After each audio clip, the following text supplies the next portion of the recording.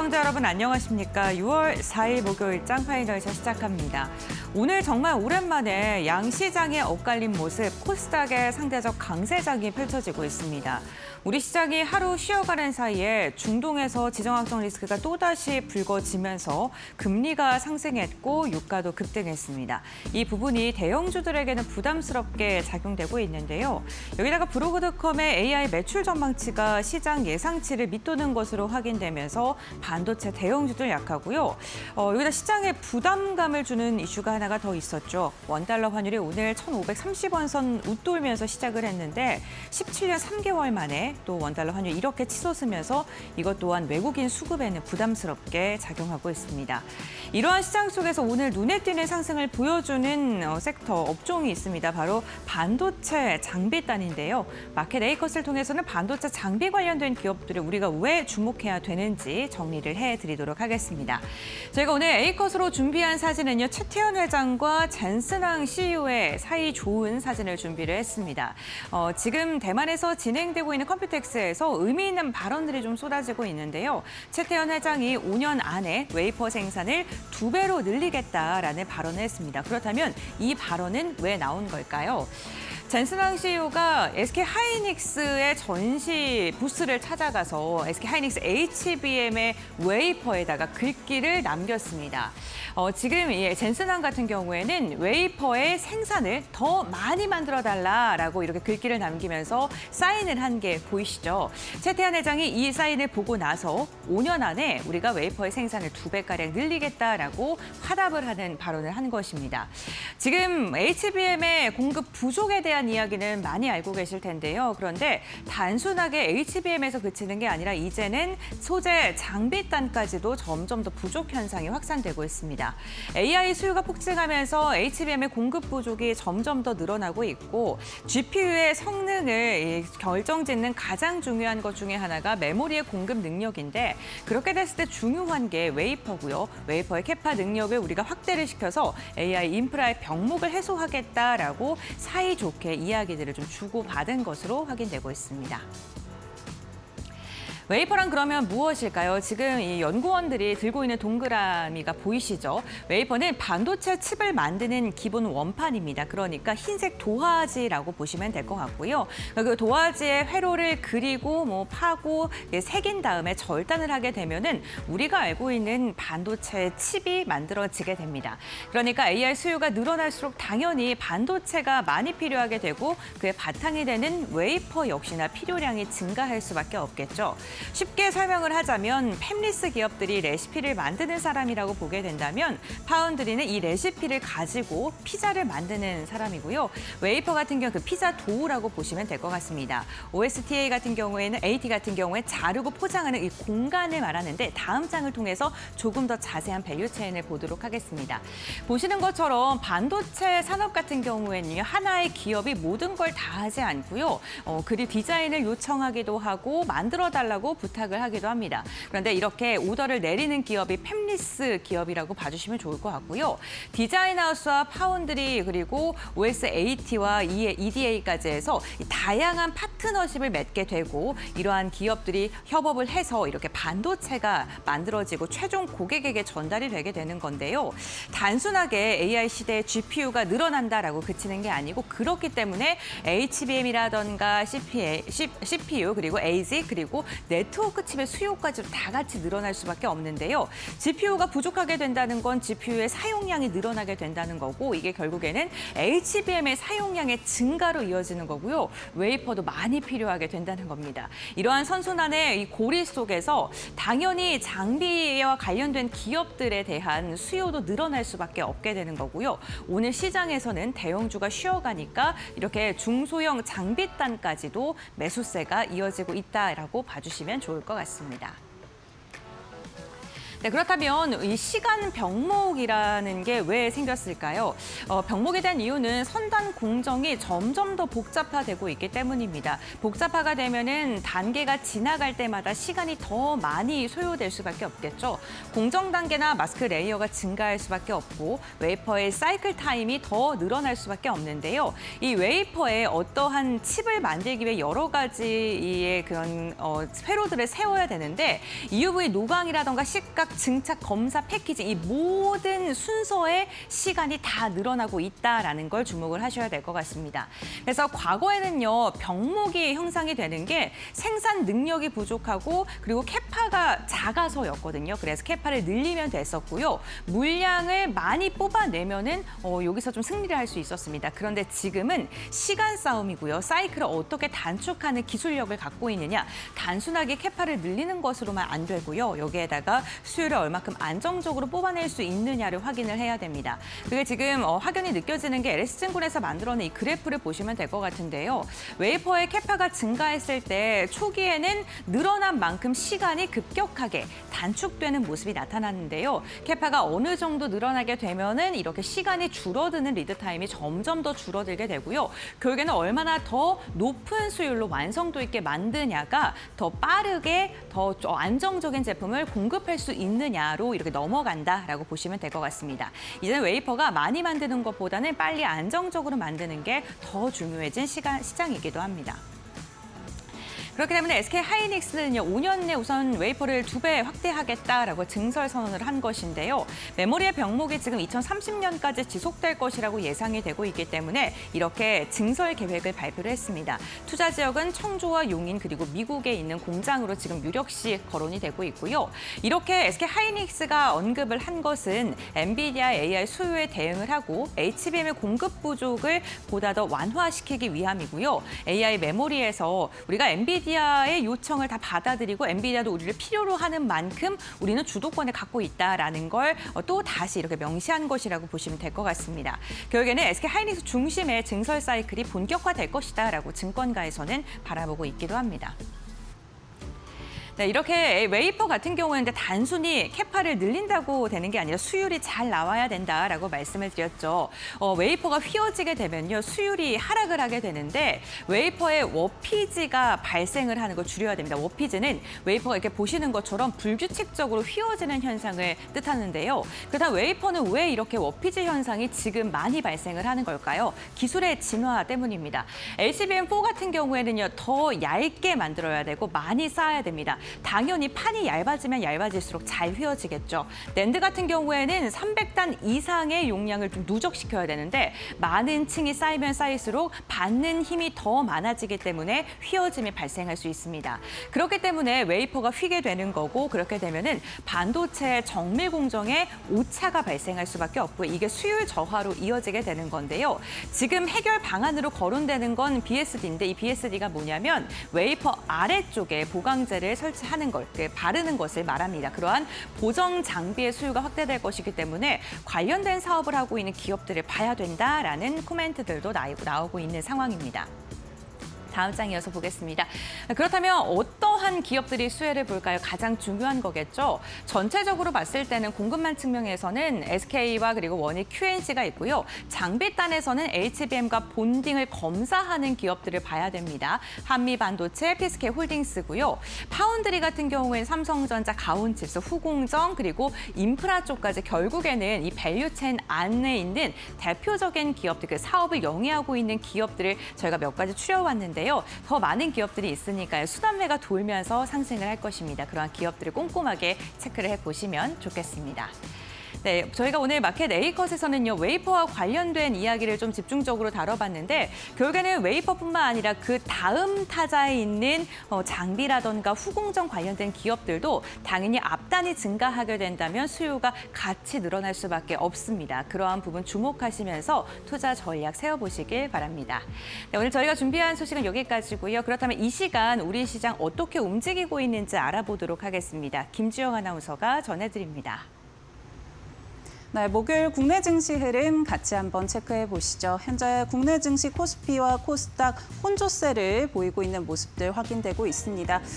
최근 이 젠스낭 효과로 대형주들이 강하게 상승했던 국내 증시죠. 오늘 대형주의 경우에는 차익 실현 매물이 출회되면서 강하게 조정이 나오고 있는 반면에 코스닥 6거래일 만에 반등하면서 현재 구간 2%대 강세 흐름 확인되고 있고요.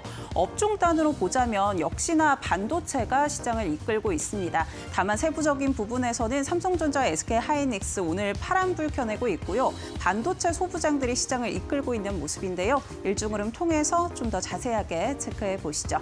코스피부터 살펴보도록 하겠습니다.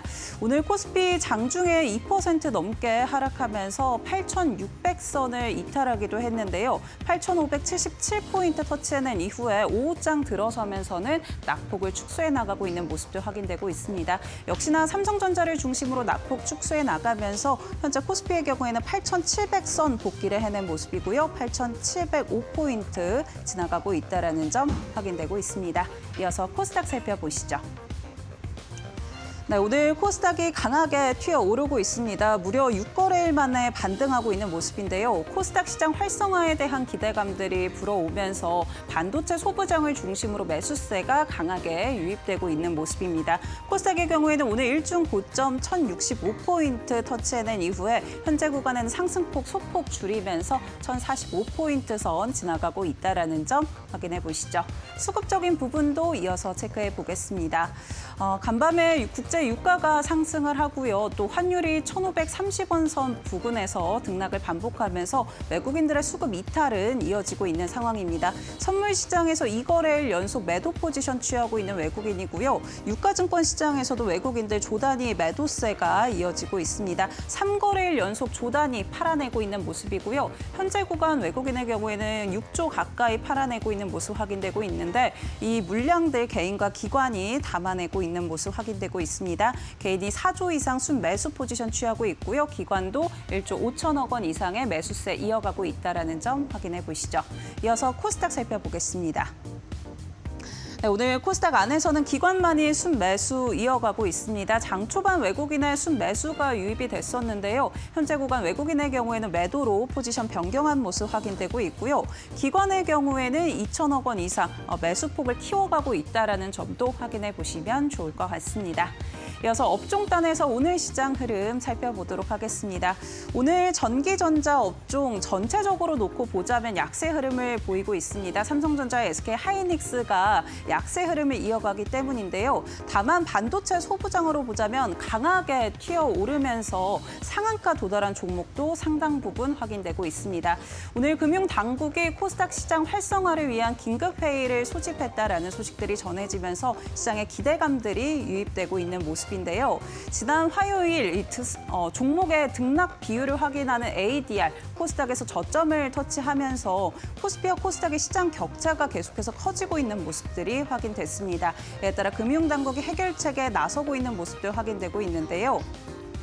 다만 증권가에서는 이 코스닥의 밸류에이션이 매력도가 높지 않다라는 점을 들어서 아무래도 이 전반적인 상승보다는 종목별 차별화 장세가 이어질 것이다라는 분석을 내놓기도 하고 있습니다. 지금 코스피의 경우에는 PER이 8배에 불과한데 코스닥의 경우에는 27배에 육박하기 때문에 이러한 부분들 주목해 보셔야 될 것 같고요. 우선 오늘 시장에서는 반도체 소부장을 중심으로 강하게 튀어오르고 있는데요. 현재 구간 흐름 체크해 보시죠.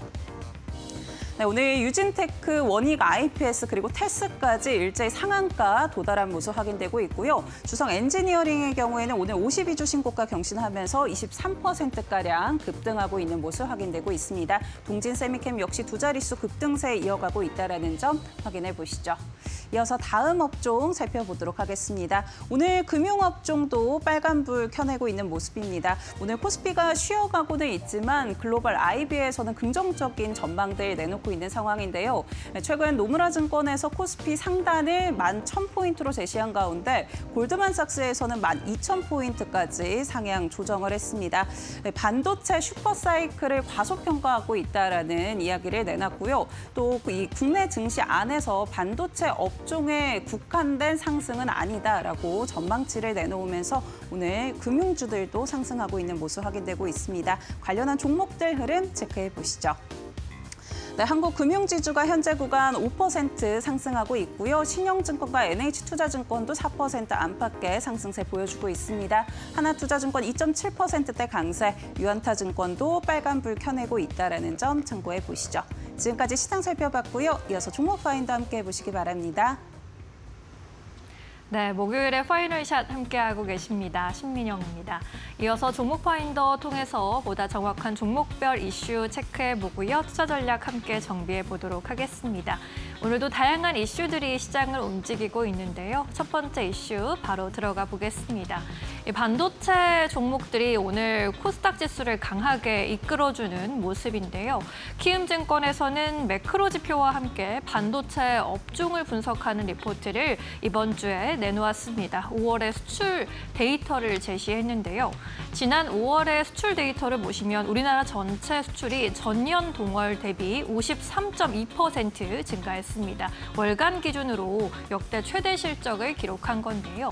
이 안에서 반도체 수출의 증가세가 또 크게 올라왔습니다. 170% 가까이 급증을 했는데 전체 수출을 견인하는 역할을 톡톡히 해주고 있는 겁니다. 전체 수출 중에서 우리나라의 반도체 비중을 보시면요. 5월 기준으로 42.3%를 기록했습니다. 지난해 말까지만 해도 29.9%였다는 점을 감안했을 때 수출 안에서 반도체 편중 현상이 더욱더 심화되고 있다는 점이 확인되고 있는 상황이죠. AI 투자 수혜 산업 그리고 비수혜 산업 간의 격차가 확대되면서 키움증권에서는 산업 전반의 양극화 현상이 점점 더 심화되고 있다고 지적하기도 했습니다. 이렇게 반도체를 중심으로 수출 실적이 매월 사상 최고치를 경신하고 있고 이에 따른 설비 투자 확대 등 낙수 효과도 점진적으로 나타나고 있는 상황이기 때문에 오늘은 또 대형 메모리주로 쏠렸던 소부장의 매수세가 확산하게 되면서 특히나 코스닥 장비주 쪽으로 순환매가 유입되는 모습입니다. 오늘 코스닥 장비주들의 흐름이 또 돋보이고 있는데요. 함께 체크해 보시죠. 원익 IPS와 테스, 유진테크까지 줄줄이 상한가에 진입해 있는 모습이 확인돼 있고 있습니다. 여기에 VM 26% 급등세, 주성 엔지니어링도 오늘 23% 급등세 연출하고 있고요. 24만 4천 원 선에 거래되는 상황입니다. 네, 반도체 장비주 쪽으로 좀 분위기 살펴보셨고요. 두 번째 이슈 들어가 보겠습니다. 뉴욕 증시의 광자 관련주, 마벨 테크놀로지 관련 이슈인데 우리 증시가 또 쉬어가는 사이에 젠슨항 CEO의 한마디에 이 종목의 주가가 급등했습니다. 젠슨항 CEO가 대만에서 열린 컴퓨텍스 2026에서 마벨의 CEO 맷 머피의 기조연설에 등장해서 찬사를 보냈는데요. 마벨 테크놀로지를 두고 차세대 시가총액 1조 달러 기업이 될 겁니다. 라고 하면서 주가를 들어 올리는 데 큰 힘을 줬습니다. 엔비디아의 경우는 지난 3월 말에 마벨과 파트너십을 체결했고요. 20억 달러, 우리 돈으로 약 3조 원을 투자한 바 있습니다. 마벨 테크놀로지는 전기의 신호 대신에 빛을 이용해서 칩과 메모리 사이의 데이터 연결을 돕는 광자 연결망, 포토닉 패브릭 기술을 보유하고 있는 회사인데 올해 하반기부터 광 인터커넥트 양산에 돌입할 계획을 밝히기도 했습니다.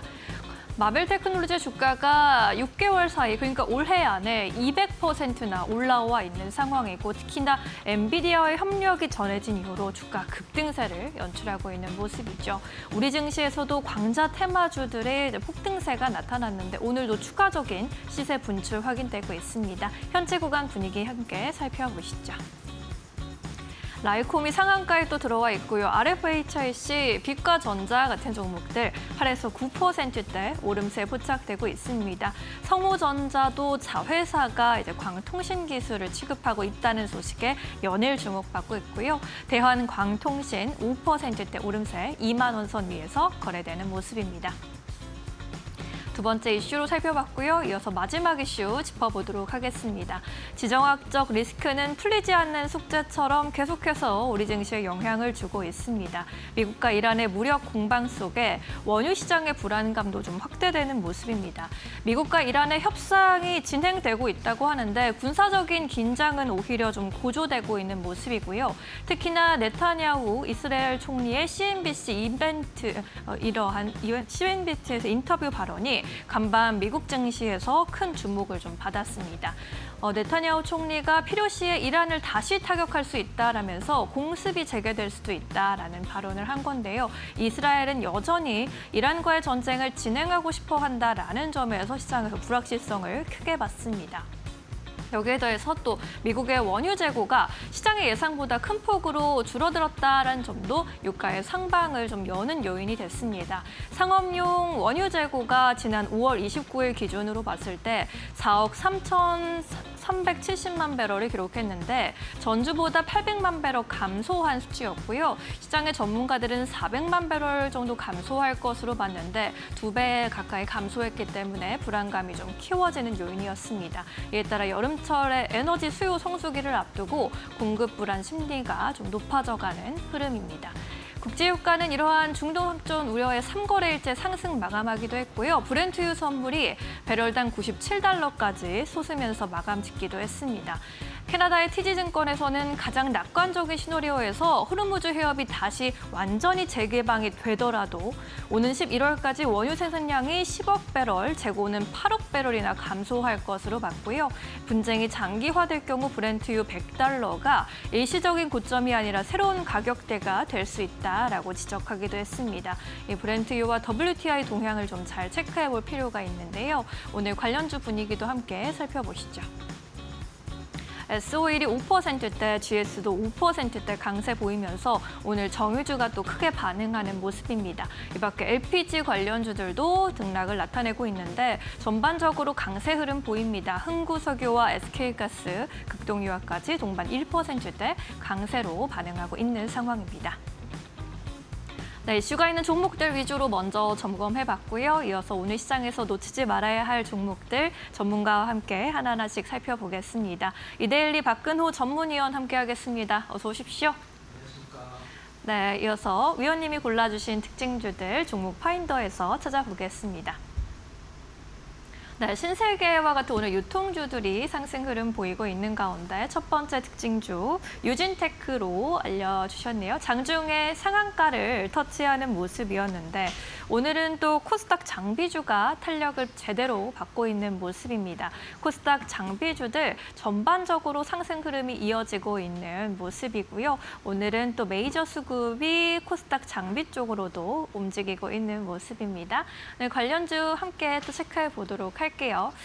오늘 위원님께서 꼽아주신 유진테크 장중에 또 상한가 올라가기도 했는데 오늘 흐름 어떻게 좀 보고 계십니까? 네, 자 오늘 상한가를 간 종목을 한번 좀 나열을 해보면 테스, 유진테크, 주성엔지니어링, 워닝 이제 풀린 종목도 있긴 합니다만은 이 오늘 상한가를 지금 유지를 하거나 아니면 갔다가 풀린 종목군들의 공통점을 보면 모두 증착 장비를 만드는 기업이라는 공통점이 있습니다. 테스도 증착 전문이고 유진테크도 증착 전문이고 주성엔지니어링은 뭐 증착에서 대장주고요. 그다음에 워닝 IPS도 증착을 하죠. 일단 밤사이에 이제 그 최태원 회장의 발언이 상당히 좀 많은 영향을 미치고 있는 상황이죠. 5년 동안에 어떤 생산량을 2배 정도 늘리겠다. 그럼 그 중에서 수많은 장비들 중에서 유독 왜 증착 장비가 오늘 상한가를 가장 강하게 많이 들어갔나 이 부분을 이제 생각을 해볼 필요가 있는데요.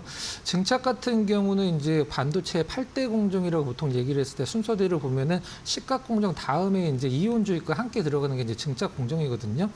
이 증착 공정이 어떤 부분에 영향을 많이 미치냐면 반도체 성능이랑 물론 성능은 이제 패터닝이라고 해서 이제 회로를 그리는 리소그래피라고 표현을 하기도 하죠. 이제 반도체 회로를 그리는 게 가장 중요하긴 합니다만은 이 수율과 관련된 부분, 그다음에 성능과 관련된 부분에서는 이 증착 쪽이 공정이 가장 좀 중요하기 때문에 오늘 증착 장비 를 만드는 관련주들이 상한가를 이제 갔다라고 이제 보시면 될 것 같아요. 자, 일단 최근에 어떤 반도체 공정의 가장 큰 변화가 무엇이냐면 여러분들이 이제 아마 단어는 들어보셨을 텐데 아마 어떤 건지 정확히 모르시는 분들이 혹시 계실 수 있어서 좀 말씀을 드리면 우리가 보통 지금 현재 이제 핀펫에서 게이트 올 어라운드 GAA로 넘어가는 중간 단계라고 보시면 될 것 같아요. 공정이 가장 큰 차이가 무엇이냐면 이 핀펫 공정 같은 경우는 게이트를 3면이 감싸고 있는데 핀펫은 4면이 모두 감싸고 있죠. 이 부분에서 가장 중요한 부분이 바로 증착 공정이기 때문에 오늘 이런 부분들이 또 주가에 좀 힘을 보태고 있는 그런 상황인 것 같아요. 자, 일단 유진테크 1분기 실적 실질적으로는 이제 24년도 실적이 굉장히 좋았죠. 근데 25년도 실적은 살짝 죽었다가 올해 다시 좀 회복을 하는 구간인데 일단 1분기 실적 매출이 다시 1,000억을 회복했다라는 뭐 반가운 소식이 좀 들려오기도 했고 유진테크 하면은 앞서서 말씀드린 테스 그다음에 뭐 주성 엔지니어링은 삼성전자의 거래가 없는 걸로 좀 유명하죠. 이제 마이크론 이 삼성, 하이닉스, 마이크론 3사 메모리 모두 이 증착 장비를 납품할 수 있는 퀄 테스트를 통과한 전 세계 유일한 기업이 바로 이제 유진테크라고 보시면 될 것 같아요. 그래서 증착 쪽이 움직일 때 유진테크가 가장 대장 노릇을 뭐 한다라고 이제 보시면 될 것 같아요. 자, 최근에 이제 좋은 소식이 하나 또 있었죠. 우리가 보통 이런 장비 같은 경우는 이제 먼저 개발한 기업과 후발주자들 간의 어떤 특허 분쟁이 굉장히 빈번하게 발생을 합니다. 거기서 누가 이기느냐에 따라서 이제 흥망성쇠가 많이 결정이 되는데 일본 이제 고쿠사이와 이제 원자 증착이죠. ALD라고 표현하는 이 증착 같은 경우는 보통 낸드 같은 경우는 증착을 몇백 번을 하거든요. 그리고 디램 같은 경우도 뭐 거의 뭐 몇백 번을 하긴 합니다만은 이걸 얼마나 얇게 하느냐가 관건인데 원자 증착 ADL 같은 경우는 이 자체가 원자라고 표현할 정도로 눈에 안 보일 정도로 얇죠. 이제 특허 분쟁 소송을 이제 고쿠사이가 유진테크한테 걸었죠. 총 4건을 걸었는데 그중에서 1건 정도는 일단 지금 처음으로 이제 무효다라고 이제 판단이 나온 부분 법원에서 특허 관련된 부분은 조금 지켜보긴 해야 되긴 하겠습니다만은 네. 유리한 고지를 밟았다 이렇게 좀 표현하면 될 것 같아요. JP모건 에셋이 대주주 중에 한 부분인데 최근에 지분율을 한 6.48%로 늘렸다라는 부분도 이제 유진테크의 미래를 좋게 보고 있다 이렇게 오늘 판단을 할 수 있겠죠. 자, 차트 한번 잠깐 보면서 한번 살펴보도록 하겠습니다.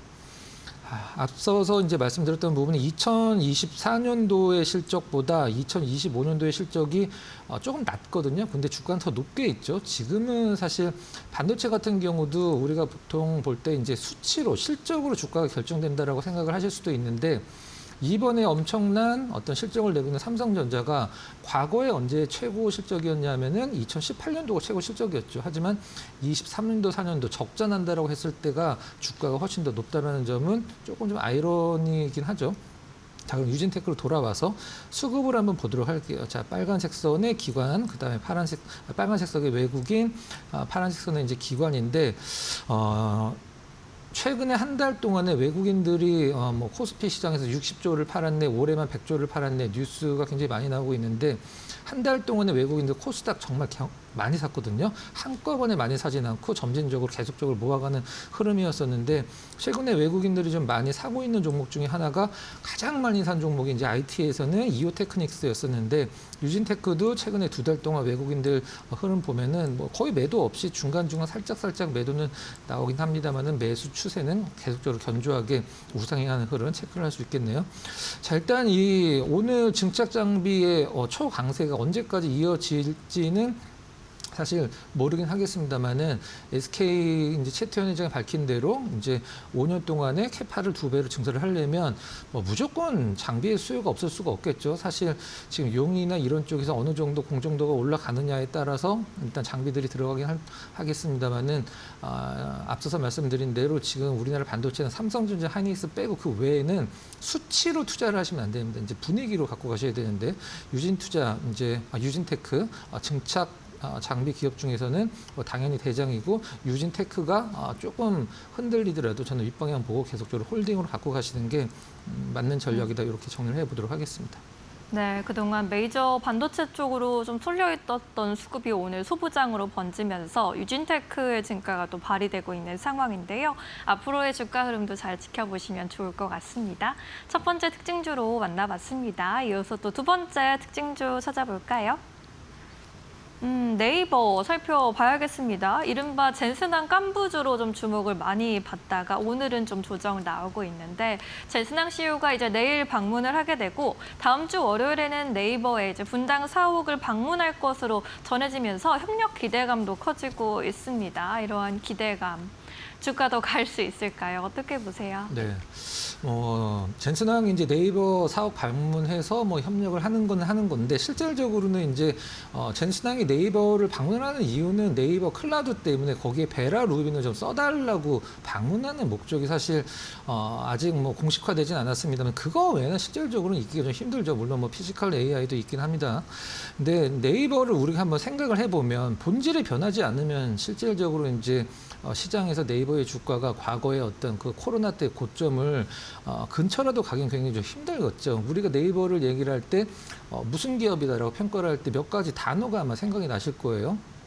뭐 성장주다, 아니면 우리나라에서 나름대로 뭐 테크주다. 우리나라에서는 빅테크라고 할 수도 있겠죠, 실질적으로. 근데 네이버의 사업을 보면 이게 과연 빅테크에 어울리는 어떤 사업 구조를 갖고 있는 기업인가, 사실 고개가 좀 갸우뚱거려지긴 하죠. 쇼핑몰 회사인가, 아니면 언론 기사를 모아서 어떤 배포를 하는 언론사도 아니고 실질적으로 어떤 빅테크와 관련된 부분이 과연 무엇이 있는지 저는 그 부분이 좀 의문이긴 한데, 실질적으로 네이버 지금 대표이사 여자분 있죠. 그분 변호사거든요. 이제 빅테크의 대표이사로 왜 변호사를 앉혀놨는지 그 부분도 물론 뭐 많은 뜻이 있긴 하겠습니다만 저는 이런 부분들이 이제 네이버가 어떤 걸어왔고 걸어가야 될 길에서 이렇게 큰 도움이 될 거라고 생각하진 않거든요. 네. 우리가 보통 수장 같은 경우는 좀 빅테크와 좀 관련된 분이 계시는 게 보통 낫지 않나라는 생각을 하고 있어요. 로봇과 관련돼서 네이버 어떤 모멘텀이 있는지 한번 살펴보도록 하겠습니다. 과거에 이제 네이버도 로봇주로 잠깐 좀 움직인 적이 있긴 했었거든요. 이제 모건 스탠리에서 휴머노이드 100이라는 이제 보고서가 발간된 적이 있었었는데 거기에서 휴머노이드의 두뇌를 담당하는 기업, 하드웨어를 담당하는 기업, 실질적으로 만들어서 쓸 수 있게 어떤 제조를 할 수 있는 기업 세 단계로 발표를 했는데 세 번째 단계에 이제 네이버가 현대차와 같이 현대차, 삼성, LG 이렇게 네이버가 포함이 됐었죠.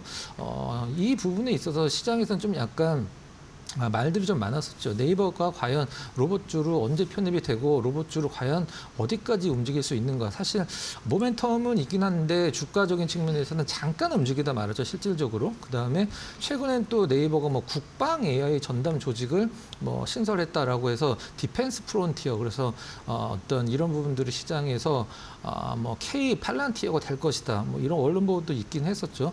너무 좀 많이 하긴 합니다만은 저는 좀 약간 AI 쪽에서 어떤 카카오도 마찬가지고 네이버도 마찬가지고 AI로 돈을 벌 수 있는 모델을 빨리 만들 수 있는 게 급선무인데 엄밀히 얘기해서 지금은 사실 좀 많이 늦었다라고 하는 게 사실 맞는 팩트긴 하겠죠.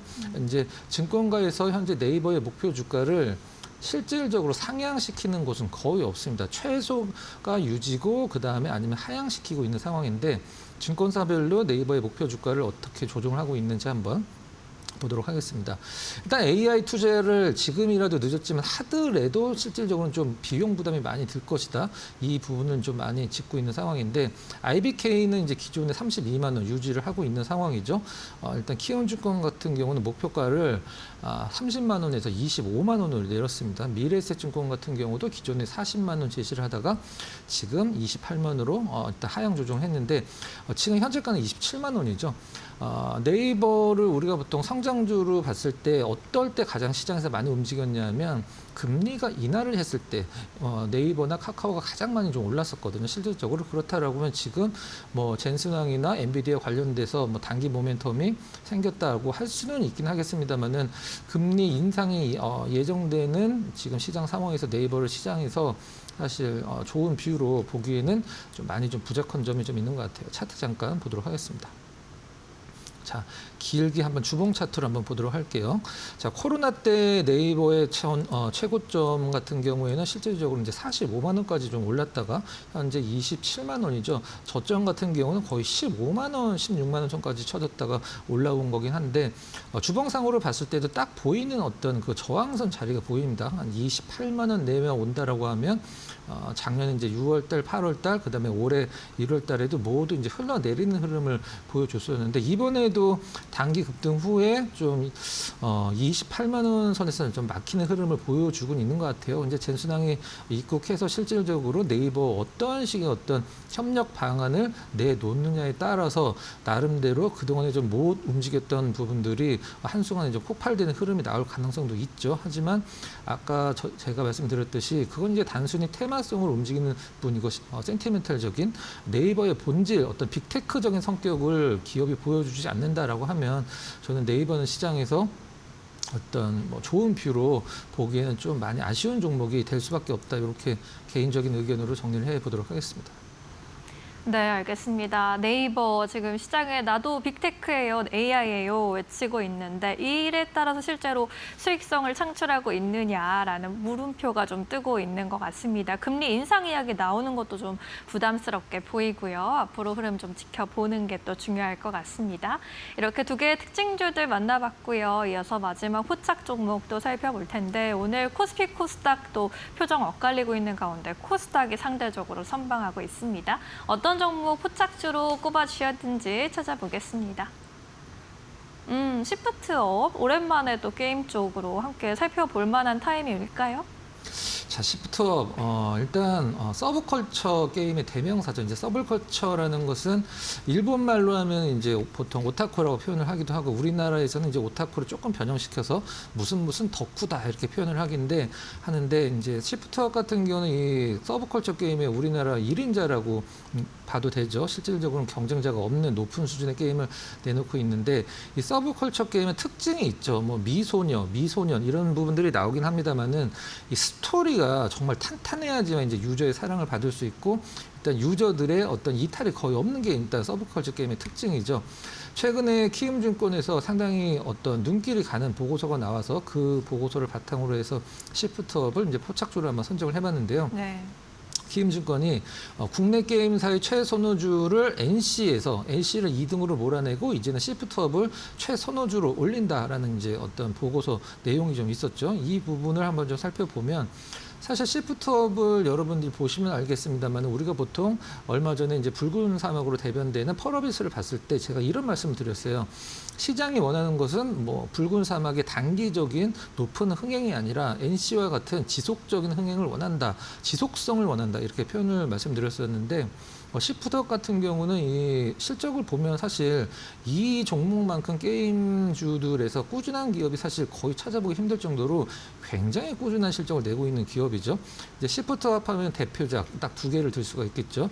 스텔라 블레이드, 그다음에 니케 두 게임으로 지금 현재 소위 말하는 먹고 사는 기업인데 신작이 좀 나옵니다. 프로젝트 스피릿이라고 해서 이 신작이 이제 기대가 굉장히 좀 큰 게임인데 그렇다라고 하면 올해 나오는 건 아니고 이제 내년에 나오죠. 게임주는 언제 오른다? 이제 신작이 발표되면 실질적으로 우리나라에서 큰 효과는 없고 신작이 발표될 때 중간중간 이제 트레일러 영상이나 이런 것들이 발표가 되고 시장에서 분위기를 좀 잡아 나갈 때 이제 주가가 오르는 거죠.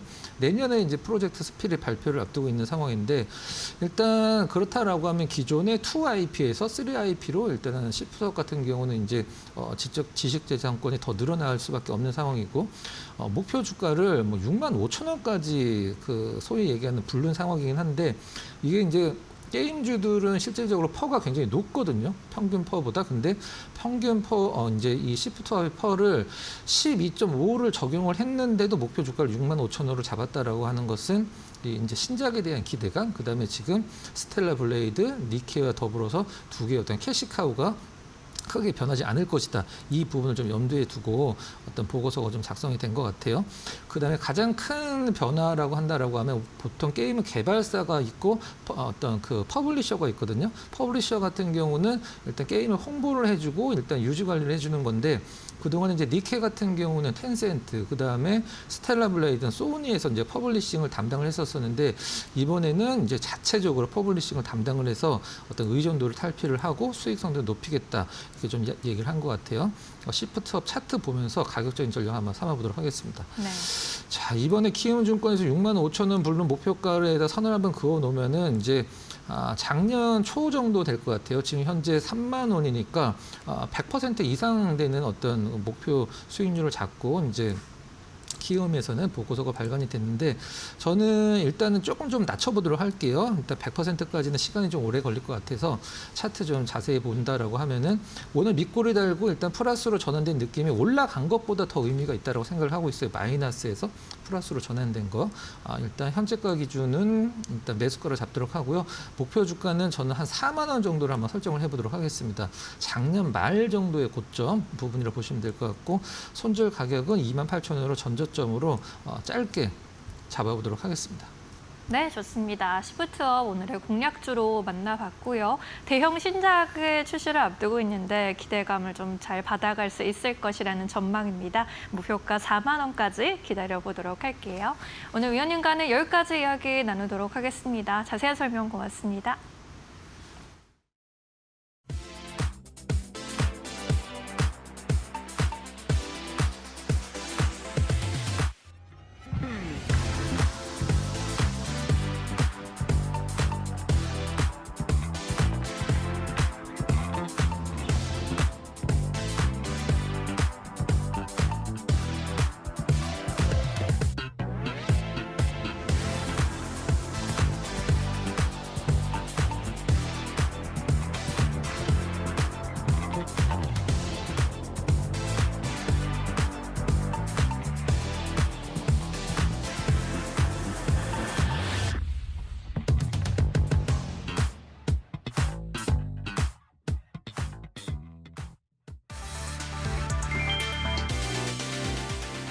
미국 반도체 기업 브로드컴은 시장 예상치를 웃도는 분기 실적을 발표했으나 인공지능 반도체 매출 전망이 기대치를 밑돌며 시간 후의 거래에서 주가가 급락하고 있다. 5거래일 동안 시가총액이 2,700억 달러나 폭증했던 만큼 시장의 실망감은 더 컸다. 회계연도 2분기 매출은 전년 대비 48% 증가한 222억 달러를 기록했고 순이익도 88% 폭증했다. AI 반도체 매출 역시 108억 달러로 1년 전보다 2배 이상 늘어나며 선전했다. 하지만 3분기 AI 매출 전망치로 제시된 160억 달러가 시장 예상치인 172억 달러에 미치지 못하면서 매물이 쏟아졌다. 빅테크 기업들과의 장기 공급 계약은 확대되고 있으나 실제 매출로 이어지는 속도가 문제였다. 대규모 계약이 체결되더라도 단기 실적 성장 속도는 투자자들의 기대보다 완만할 수 있다는 분석이 나왔다.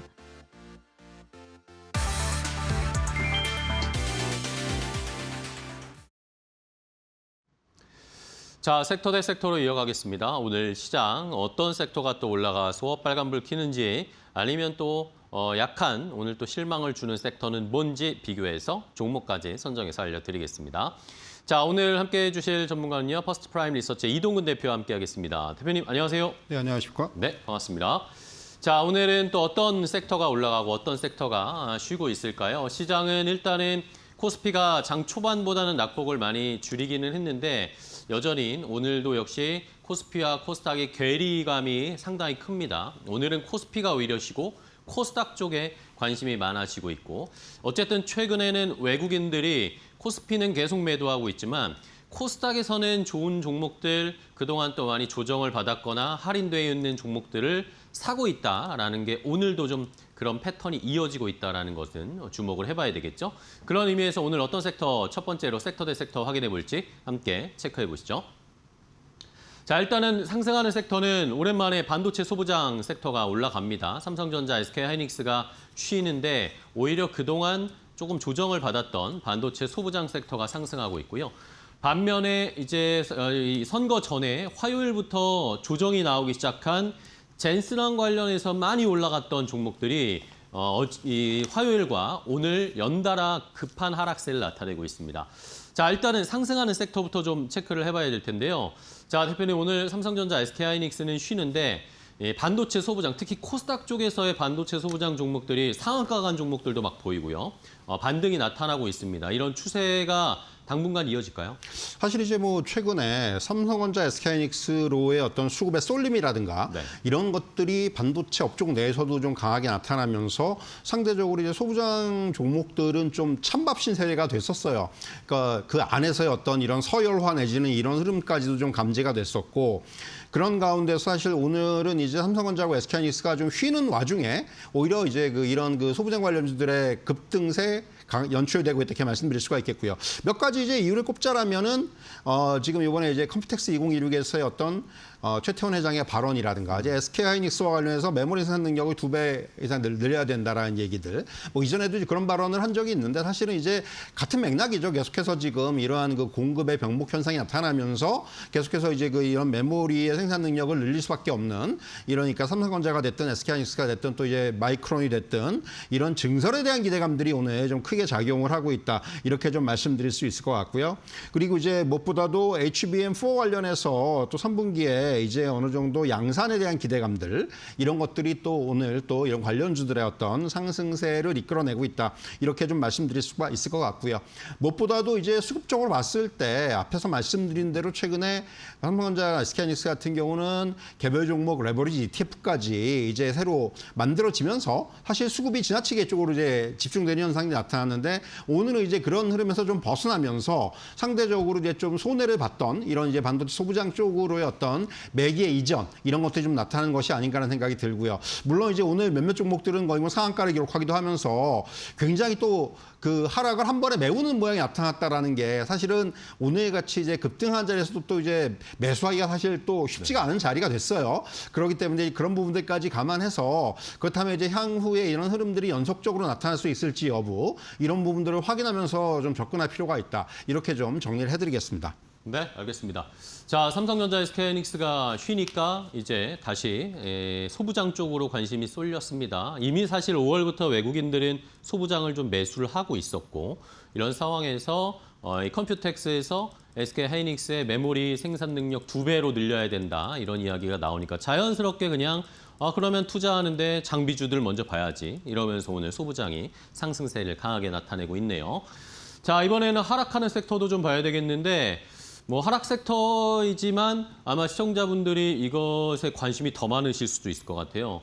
왜냐하면 일단은 젠슨 왕 CEO가 내일 이제 방한을 하게 되는데 그동안 지난주부터 해서 뭐 우리가 저희가 보여드렸던 LG전자, 뭐 SK텔레콤, 네이버, 뭐 현대차그룹주도 그렇고 많이 상승을 했다가 화요일, 목요일 빠지고 있단 말입니다. 그러면 이제 젠슨 왕이 실제 오면 어떻게 될 것이고 젠슨 왕이 다음 주에 떠나면 또 어떻게 될 것인가 이런 것들을 시청자분들이 제일 궁금해하시는 것 같아요. 사실 이제 오늘 말씀하신 대로 이런 그 젠슨 왕 관련된 그 종목들이 일제히 좀 약합니다. 뭐 LG전자도 지금 14% 이상 하락을 하고 있고 또 이제 대표적으로 이제 최근에 좀 부각이 됐었던 그 SK텔레콤 같은 종목도 오늘 보면은 11% 하락을 하고 있고요. 뭐 그밖에 이제 그 하락 종목에 이런 종목들이 많이 오늘 눈에 띄죠. 뭐 삼성 SDS도 오늘 많이 빠지고 있고 뭐 이제 이런 종목들이 앞서 빠지고 있는데 사실은 뭐 어떻게 보면은 너무 단기에 주가가 급등을 했다라는 측면에서 이제는 이후에 이제 조금 그 뭐라 그럴까요? 그러니까 재료의 이제 반영이 어느 정도 이루어졌다라는 그런 심리들 그리고 이제 그러면서 이제 조금 차익 실현의 매물이라든가 이런 부분들이 강하게 나타나는 이제 그런 국면에 이렇게 말씀드릴 수가 있겠고 결국 지금은 이제 변동성 확대 국면이라는 말씀을 드릴 수가 있을 것 같습니다. 또 오늘 또 장중에 낙폭을 줄이는 종목들도 발생을 하고 있죠. 뭐 예를 들면은 뭐 이제 현대모비스 같은 종목이라든가 이런 종목들은 오히려 지금 낙폭을 좀 줄이고 있거든요. 그러니까 그런 부분들을 감안한다라면은 사실 현대모비스 오늘 지금 저점에서는 거의 한 7, 8% 정도 반등을 했단 말이에요. 그러니까 그 안에서 상당히 좀 이게 등락폭이 좀 강하게 나타나고 있다. 이렇게 좀 말씀드릴 수가 있겠고 이런 것들을 종합적으로 봤을 때 이제 내일 오후에 젠슨 왕 CEO가 이제 우리나라에 오는데 아마 우리나라에 있는 동안에 어떤 기업들을 만나고 어떤 기업들과 무슨 얘기를 하고 이런 것들 하나하나의 주가가 굉장히 변동성이 나타날 가능성이 많아요. 최근에 미국장에서도 뭐 젠슨 왕이 언급을 하는 종목들마다 급등이 나고 마벨 테크놀로지도 그랬죠. 또 그 이전에 플런스 같은 경우도 그랬죠. 사실 이제 이런 기업들이 이런 상황이 나타나기 때문에 우리나라에서도 이제 과연 그렇다면 어느 기업들하고 어떤 얘기를 하느냐가 주가의 어떤 단기적인 그 재료로 작용을 할 가능성이 크다. 사실은 근데 이제 투자 입장에서는 이런 것들을 일일이 따라다니는 게 굉장히 힘듭니다. 맞아요. 그리고 막 잘못 또 접근을 했다가 고점에서 물려버리는 수도 발생을 할 수가 있기 때문에 사실은 지금 이런 부분들에 대해서 계속해서 우리가 관심을 가져야 되겠지만은 좀 약간 그 부분은 약간 우리가 굉장히 좀 종목을 선별할 필요가 있다. 이런 말씀을 좀 드리도록 하겠습니다. 네, 알겠습니다. 자, 어쨌든 뭐 급등하는 걸 따라가는 것은 위험이 크죠. 이게 뭐 젠슨랑 관련주든 아니든 급등한 걸 따라잡는 투자는 좀 지양해야 되겠고요. 그런데 또 이게 우리나라의 상황만은 아니라는 거 또 체크를 해주셨어요. 마벨 테크놀로지 젠슨왕이 앞으로 뭐 1조 달러 갈 수 있을 거다 이런 이야기 하니까 간밤에 사실 엄청나게 올랐습니다. 예, 젠슨왕의 파워를 느낄 수 있는 최근의 시장. 다음 주까지 젠슨왕의 앞으로의 일보 어디를 갈지를 잘 좀 체크를 해보도록 하겠습니다. 자, 그러면 첫 번째 섹터 대 섹터에서 종목을 하나 조금 더 분석을 해볼까요? 뭐 하락하는 섹터 말고 상승하는 쪽에서 반도체 소부장에서 또 이제 기회를 찾으시는 네. 시청자분들이 좀 많으시더라고요. 어떤 종목 볼까요? 뭐 오늘 사실은 뭐 워낙 급등한 종목들이 많은데 오늘은 LTC라는 종목을 좀 말씀을 드리려고 LTC? 합니다. 예. 오늘 이제 윗꼬리가 좀 달리긴 하는데 지금 한 13%대 후반 상승을 하고 있고요. 지금 이제 반도체 그 호황 속에서 이 종목은 사실은 설비 투자의 확대 그리고 이제 낸드 플래시 고단화의 수혜를 동시에 누릴 수 있는 종목이라고 이제 평가를 받고 있는 그런 이제 종목이라고 말씀드릴 수가 있을 것 같고요. 무엇보다도 올해 이제 실적 성장세가 굉장히 눈에 띄게 강하게 나타날 수 있는 그런 종목이다. 이렇게 좀 말씀드릴 수가 있겠죠. 그러니까 오늘도 이제 리포트가 좀 발표가 됐는데 숫자에 좀 집중을 할 수 있는 그런 리포트라는 그런 이제 리포트가 좀 발표가 됐어요. 올해 이제 영업이익 같은 경우도 전년동기 대비해서 거의 한 120% 정도 증가를 할 것으로 예상이 되고 있고 무엇보다도 이제 이 회사는 자회사들의 실적에 주목을 해야 되는데 세종장비 자회사라고 할 수 있는 LS2라는 회사는 올해 하이닉스의 M15X 그 중심 세종장비 공급이 증가할 것으로 예상이 되는다는 그러한 또 이제 그 전망이 나오고 있고 그동안에 이제 일본의 장비사들이 독점을 하던 고난도 이 세종 장비의 공급을 시작했습니다. 그래서 이 수익성에 있어서의 재고가 나타날 수가 있다. 이런 말씀을 드릴 수가 있을 것 같고요. 또 하나 이제 소재자 회사라고 할 수 있는 LT캠은 321단 이제 그 낸드에 독점적으로 들어가는 그 소재라고 할 수 있는 고선택 비인산의 독점 공급을 하고 있습니다. 그래서 이제 이러한 쪽에서의 어떤 그 비중 확대가 나타나면서 물량의 그 증가의 수혜가 나타날 수 있는 이제 그러한 환경에 와 있다. 이렇게 말씀드리겠고 이런 자회사들의 어떤 실적의 호조에 힘입어서 올해 말씀드린 대로 영업이익이 전년동기 대비해서 한 120% 이상 성장할 것으로 예상이 된다는 거죠. 오늘 사실 이제 그런 리포트가 나오면서 주가가 좀 이제 급등을 하고 있는데 뭐 오늘 이제 이 많은 그 반도체 소부장 관련주들이 박스권의 거의 상단 정도까지 온 종목들이 많아요. 이 LTC도 마찬가지고 그렇다면 이 상단을 뚫을 수 있는지 여부 일단 그 부분을 우리가 확인하면서 추가적인 대응에 좀 나설 필요가 있다. 이렇게 좀 정리를 해드리도록 하겠습니다. 네, 알겠습니다. 자, 이렇게 반도체 소부장 안에서도 LTC라는 종목 실적도 개선되고 있는 상황이고 긴 장기 추세로 봤을 때도 안정적으로 지금 계단식으로 주가를 올리고 있는 상황이니까 이 박스다운 상단을 한번 돌파할 수 있는지 여부를 판단하시면서 투자에 참고해 주시기 바랍니다. 첫 번째 섹터 대 섹터 함께 확인해 봤고요. 자, 다음 두 번째 섹터 대 섹터도 바로 이어가겠습니다. 어떤 섹터일지 공개합니다. 자, 상승하는 섹터는 백화점 섹터를 살펴봐야 되겠고요. 하락하는 섹터는 여전히 좀 지지부진한 엔터 미디어 업종입니다. 자, 일단은 상승하는 섹터 백화점은 지난 화요일부터 이제 조금씩 움직이기 시작하던데 이제 실적 기반 결국에는 뭐 백화점 유통 쪽은 실적을 봐야 되는데 시장이 어쨌든 뭐 시장도 그렇고 우리나라 경제가 소비가 이제 조금씩 개선된다라는 그런 이야기도 있고 뭐 해외 관광객들이 또 워낙 많이 오니까 이 겹 호재들이 있다라는 판단이던데 대표님은 어떻게 보세요? 사실 이제 말씀하신 대로 뭐 지금 내수 소비와 인바운드가 모두 이제 구조적인 성장세에 접어들었다. 이런 이제 그 분석들이 나오고 있고 오늘 지금 보이는 대로 빅3라고 할 수 있는 신세계, 현대백화점, 롯데피니엄도 10% 이상 상승을 하고 있죠. 굉장히 지금 흐름이 좋다 이렇게 말씀을 드릴 수가 있겠고 결국 이제 4월 백화점 이 3사의 매출이 YOY로 한 21.7% 정도 증가를 했습니다. 지금 이게 뭐 매 월별로 계속해서 그 전년 동기 대비해서 20% 이상의 성장세를 보이고 있다라는 부분 굉장히 좀 눈에 띈다 이런 실적 성장세가 이렇게 좀 말씀드릴 수가 있겠고 무엇보다도 명품을 비롯해서 뭐 패션 의류라든가 자파라든가 식품이라든가 거의 전 부분에 걸친 거친 실적의 개선세가 나타나고 있다는 측면, 이 부분을 좀 우리가 주목을 해야 될 것 같고요. 또 하나는 이제 외국인의 그 성장 세에 대한 기여분이 점차 확대가 되고 있어요. 네네. 이제 지금 외국인들이 백화점 성장 실적선에 기여하는 퍼센티지가 한 3%에서 4% 정도 되고 있는데, 이것이 이제 점점 늘어나고 있기 때문에 지금 이제 일본 같은 경우가 백화점 성장에 외국인들이 기여하는 비중이 한 2자릿수까지 올라가 있거든요. 근데 우리나라도 이제 점점 이제 그런 구조로 가고 있다는 얘기죠. 머지않아서 이제 이런 일본과 비슷한 이런 어떤 외국인들의 기여도가 예상이 되고 있기 때문에 이런 부분들까지 감안한다면은 이 백화점주들은 지금 계속해서 우상향을 하는 흐름이 나오고 있는데, 계속해서 이런 흐름들을 좀 우리가 유념해서 지켜볼 필요가 있지 않나, 이렇게 좀 말씀드릴 수가 있을 것 같습니다. 네, 알겠습니다. 자, 7월 들어서면 이제 다음 달이 되고 하반기가 되면은 또 2분기 실적에 대한 컨센서스나 발표들이 이어질 텐데, 그런 것들에서 미리 실적의 수혜를 볼 수 있을 업종 섹터로 백화점 섹터가 관심을 지금 많이 받고 있다라는 걸 시청자분들도 참고해 주시고요.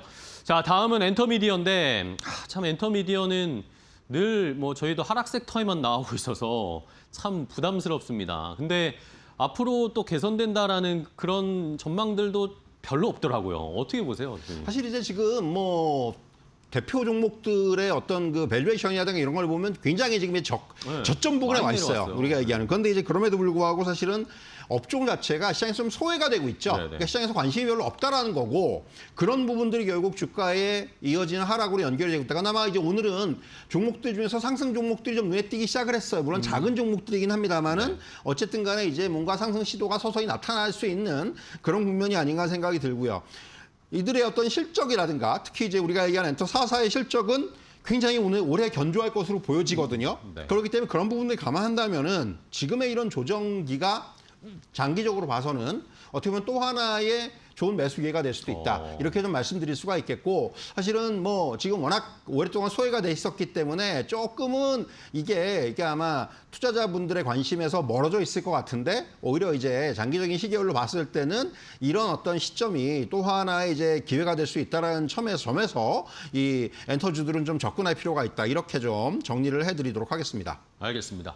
자, 엔터주까지 체크를 해봤습니다. 말씀을 해주신 것처럼 어쨌든 뭐 계속 달리는 말에 올라타는 전략도 필요하지만, 이제 소외되어 있는데 개선될 수 있을 그런 업종 섹터를 찾는 것도 분명히 필요한 지금의 타이밍이라고 설명을 해주셨는데, 그것에 부합하는 게 엔터미디어 쪽일 가능성이 있다라는 거죠. 실적이나 뭐 K컬처, K엔터의 K팝의 영향력이 줄어든 게 아니니까 더 확장되면 확장됐지. 자, 그런 상황에서 그러면은 하락하는 섹터, 엔터미디어 쪽에서 그러면 좀 골라볼 만한 좋은 종목 뭘로 보고 계세요? 사실 우리가 뭐 이제 대장주라고 꼽을 수 있는 게 하이브죠. 오늘 네네. 하이브를 말씀드리려고 하는데, 주가는 계속해서 흘러내리고 있어요. 사실 이제 계속해서 저점을 이제 깨고 내려가는 모습인데, 아직까지 이제 저점에 대한 확인이 지금 이제 이루어지는 과정이 아닌가 생각이 들고요. 최근에 수급적으로 흥미로운 것은 네. 외국인들은 꾸준하게 비중을 늘리고 있다는 거죠. 그렇기 때문에 그 부분은 좀 눈에 띈다 이렇게 말씀드릴 수가 있겠고, 앞서 이제 전반적인 그 밸류에이션에 대해서 말씀드렸는데, 하이브 같은 경우도 선행 PER 기준으로 봤을 때 이제 22배 수준인데, 네네. 22배면은 역대급으로 저평가예요.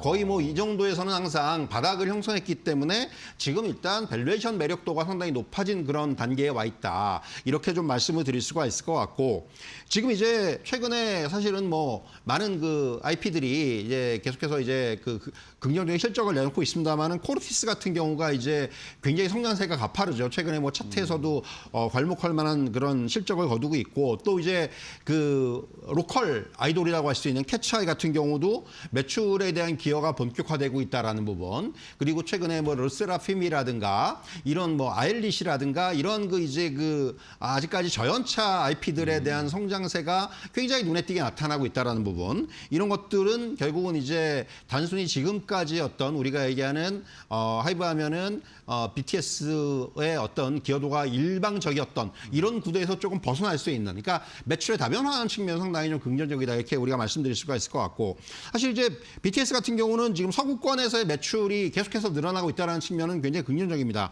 이번에 이제 신보가 스포티파이의 일간 글로벌 글로벌 스트리밍 기준으로 봤을 때 2천만 회 수준을 계속해서 유지하고 있다는 거죠. 여기서 이제 매출의 어떤 꾸준한 성장세가 나타나고 있다는 측면에서 이 부분을 좀 우리가 해석할 수 있어 보이고요. 또 하나는 이 2분기부터는 이제 본격적으로 월드 투어에 대한 이런 어떤 그 이익이라든가 이런 부분들이 반영되기 시작할 것으로 보이기 때문에 지금 이미 시장에서는 2분기부터는 이제 실적 자체가 거의 뭐 사상 최대 실적을 이제 영신을 할 것이다라는 그런 전망들이 나오고 있어요. 사실 주가는 굉장히 많이 조정을 받았지만은 실적에 대한 어떤 이런 그 기대감들은 여전히 굉장히 높아져 있는 상황이란 말이죠. 다만 그것들이 이제 현실화됐을 때 주가도 한번 좀 이제 방향성을 달리하는 그런 흐름이 나올 수 있겠다라는 건 기대감은 있기 때문에 저는 뭐 지금 정도의 주가 말씀드린 대로 약간 바닥에서 아직까지 바닥을 확인하지 못하고 있다는 부분은 조금 안타깝지만은 장기적인 관점에서는 네. 지금 이렇게 이제 조정을 받을 때마다 모아가는 전략은 충분히 가능하지 않겠는가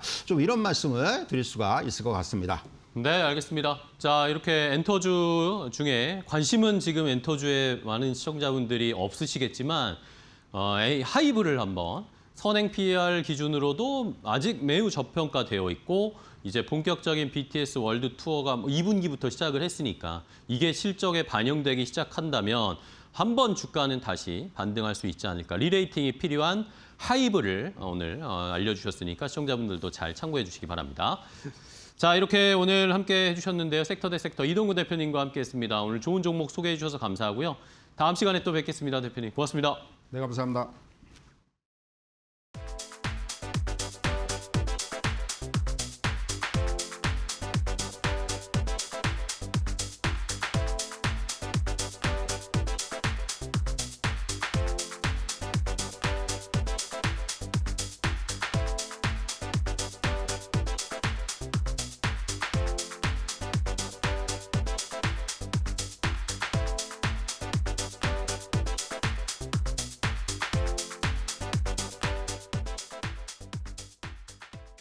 컴퍼니 인사이드 오리온 편. 설탕 한 숟가락, 밀가루 한 줌조차 기적 같았던 1950년대 대한민국. 먹고 살기 바빠 이웃의 안부조차 묻기 힘들었던 그 척박한 땅에서 사람들에게 달콤하고 따뜻한 위로를 건네자며 시작된 무모한 이야기가 있습니다. 돈이나 자본이라는 차가운 단어 대신 세상에서 가장 따뜻한 정이라는 마음 하나로 전 세계인들의 지갑이 아닌 지친 마음을 먼저 열어젖힌 기업 오리온의 이야기인데요. 시작은 1956년 전호 폐허 속에 남겨진 허름한 적산가옥 공장이었습니다. 창업주 이양구 회장과 직원들은 당장 내일 먹을 양식을 걱정하면서도 우리 손으로 만든 맛있는 과자로 사람들을 웃게 만들자는 일념 하나로 밤낮 없이 공장을 돌렸죠. 그렇게 세월이 흘러 1974년 연구원들이 수백 번 부풀어 오르고 터지는 마시멜로와 씨름한 끝에 기적처럼 초코파이가 탄생합니다. 하지만 오리온의 진짜 마법은 과자의 맛이 아닌 마음에 있었습니다. 외환위기로 온 국민의 어깨가 무겁게 내려앉았던 시절, 이들은 거창한 혁신 대신 말하지 않아도 통하는 한국인만의 따뜻한 감정, 정을 과자 봉지에 새겨 넣었는데요. 힘겨운 시절을 버텨내던 서로에게 건네던 그 작은 과자 한 조각은 단순한 간식이 아니라 말 없는 위로이자 따뜻한 포옹이었죠. 한국인들의 마음을 위로하던 오리온은 1990년대 초 낯선 중국 대륙으로 무대를 옮깁니다. 그때 모두가 문화도 사상도 다른 대륙의 마음을 어떻게 얻겠냐며 고개를 저었습니다. 하지만 오리온은 이번에도 차가운 비즈니스 공식 대신 진심을 택했는데요. 오리온의 상징이었던 파란색 패키지를 과감히 버리고 중국인들이 가장 따뜻하다고 느끼는 붉은색 옷을 입혔습니다. 그리고 한국의 정 대신 그들의 삶에 깊숙이 깃든 공자의 사상, 인을 새겨 넣었죠. 내 물건을 팔기 위해 억지를 부리는 게 아니라 그들의 문화를 진심으로 존중하고 그들의 삶 속으로 조심스럽게 걸어 들어간 겁니다. 이 진심 어린 발걸음은 장벽을 허물었고 대륙의 소비자들은 오리온을 외국 기업이 아닌 나를 가장 잘 이해해주는 다정한 이웃으로 받아들이기 시작했습니다. 이렇게 오리온의 진심은 대륙을 넘어 전 세계로 번져나갔습니다. 베트남에서는 가장 가치 있고 소중한 마음에만 허락된다는 조상들의 제사상 한가운데 당당히 자리를 잡았고, 매서운 추위가 몰아치는 러시아에서는 따뜻한 차 한 잔과 함께 온기를 나누는 국민 간식이 되었죠. 단돈 몇백 원짜리 작은 과자 하나가 이제는 국경과 언어를 초월해 전 세계인들의 가장 소중하고 따뜻한 순간을 연결하는 기적의 매개체가 된 것입니다. 폐허 속 작은 빵 공장에서 시작해 전 세계인의 지친 하루를 달콤하게 안아주는 글로벌 브랜드로 성장하기까지, 차가운 자본의 논리 대신 사람의 마음을 먼저 읽고 진심을 전한 영리하고도 따뜻한 설계자, 바로 오리온입니다.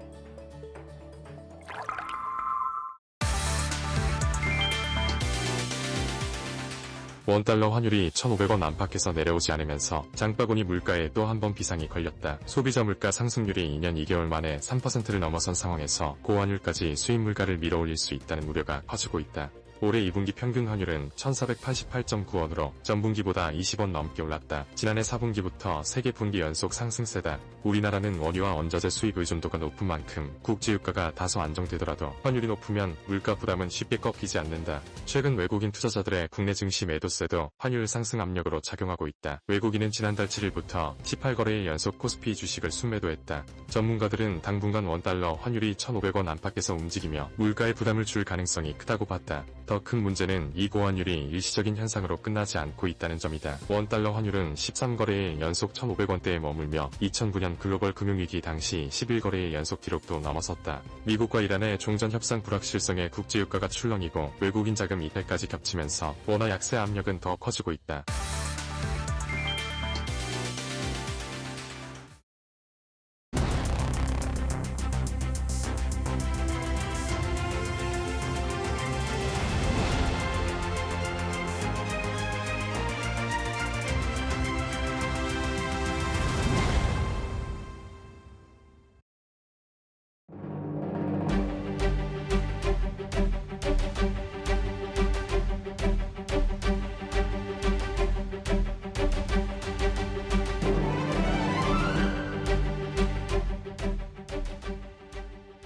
네, 시장 이야기 시간으로 이어가 보도록 하겠습니다. 오늘 우리 시장에서 찾아봐야 될 투자 포인트 지금부터 자세히 알아보도록 하겠습니다.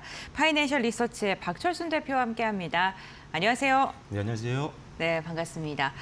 오늘 정말 오랜만에 코스피 대비 코스닥의 상승장이 이어지고 있습니다. 6거래일 만에 코스닥의 반등이 나오고 있는 건데요. 코스피 대비 소외됐었던 이 코스닥의 반등이 오늘의 시작으로 해서 본격적으로 지속될 수 있을지 지금 이 부분을 좀 많은 분들께서 궁금하실 것 같거든요. 네, 답변 부탁드립니다. 네, 일단은 뭐 지금 한동안 코스닥만 많이 가지고 있었던 분들 같은 경우는 정말 너무 힘든 시기였잖아요. 맞아요. 완전히 이제 코스피와는 반대로 가는 흐름이었기 때문에 굉장히 좀 손실이 좀 커지는 구간이었는데 그래도 오늘은 이제 드디어 코스닥이 상대적으로 좀 강한 흐름 보여주면서 반등에 어떤 기대감이 높아지고 있는 상황입니다. 일단 기대 요소들은 충분히 있다라고 보여지는데요. 하반기까지 본다라고 한다면 코스닥 활성화 정책에 대한 기대감이 상당히 높아질 수가 있기 때문에 이 부분이 코스닥의 반등을 더 이끌 수 있는 요인이 될 수 있을 것 같습니다.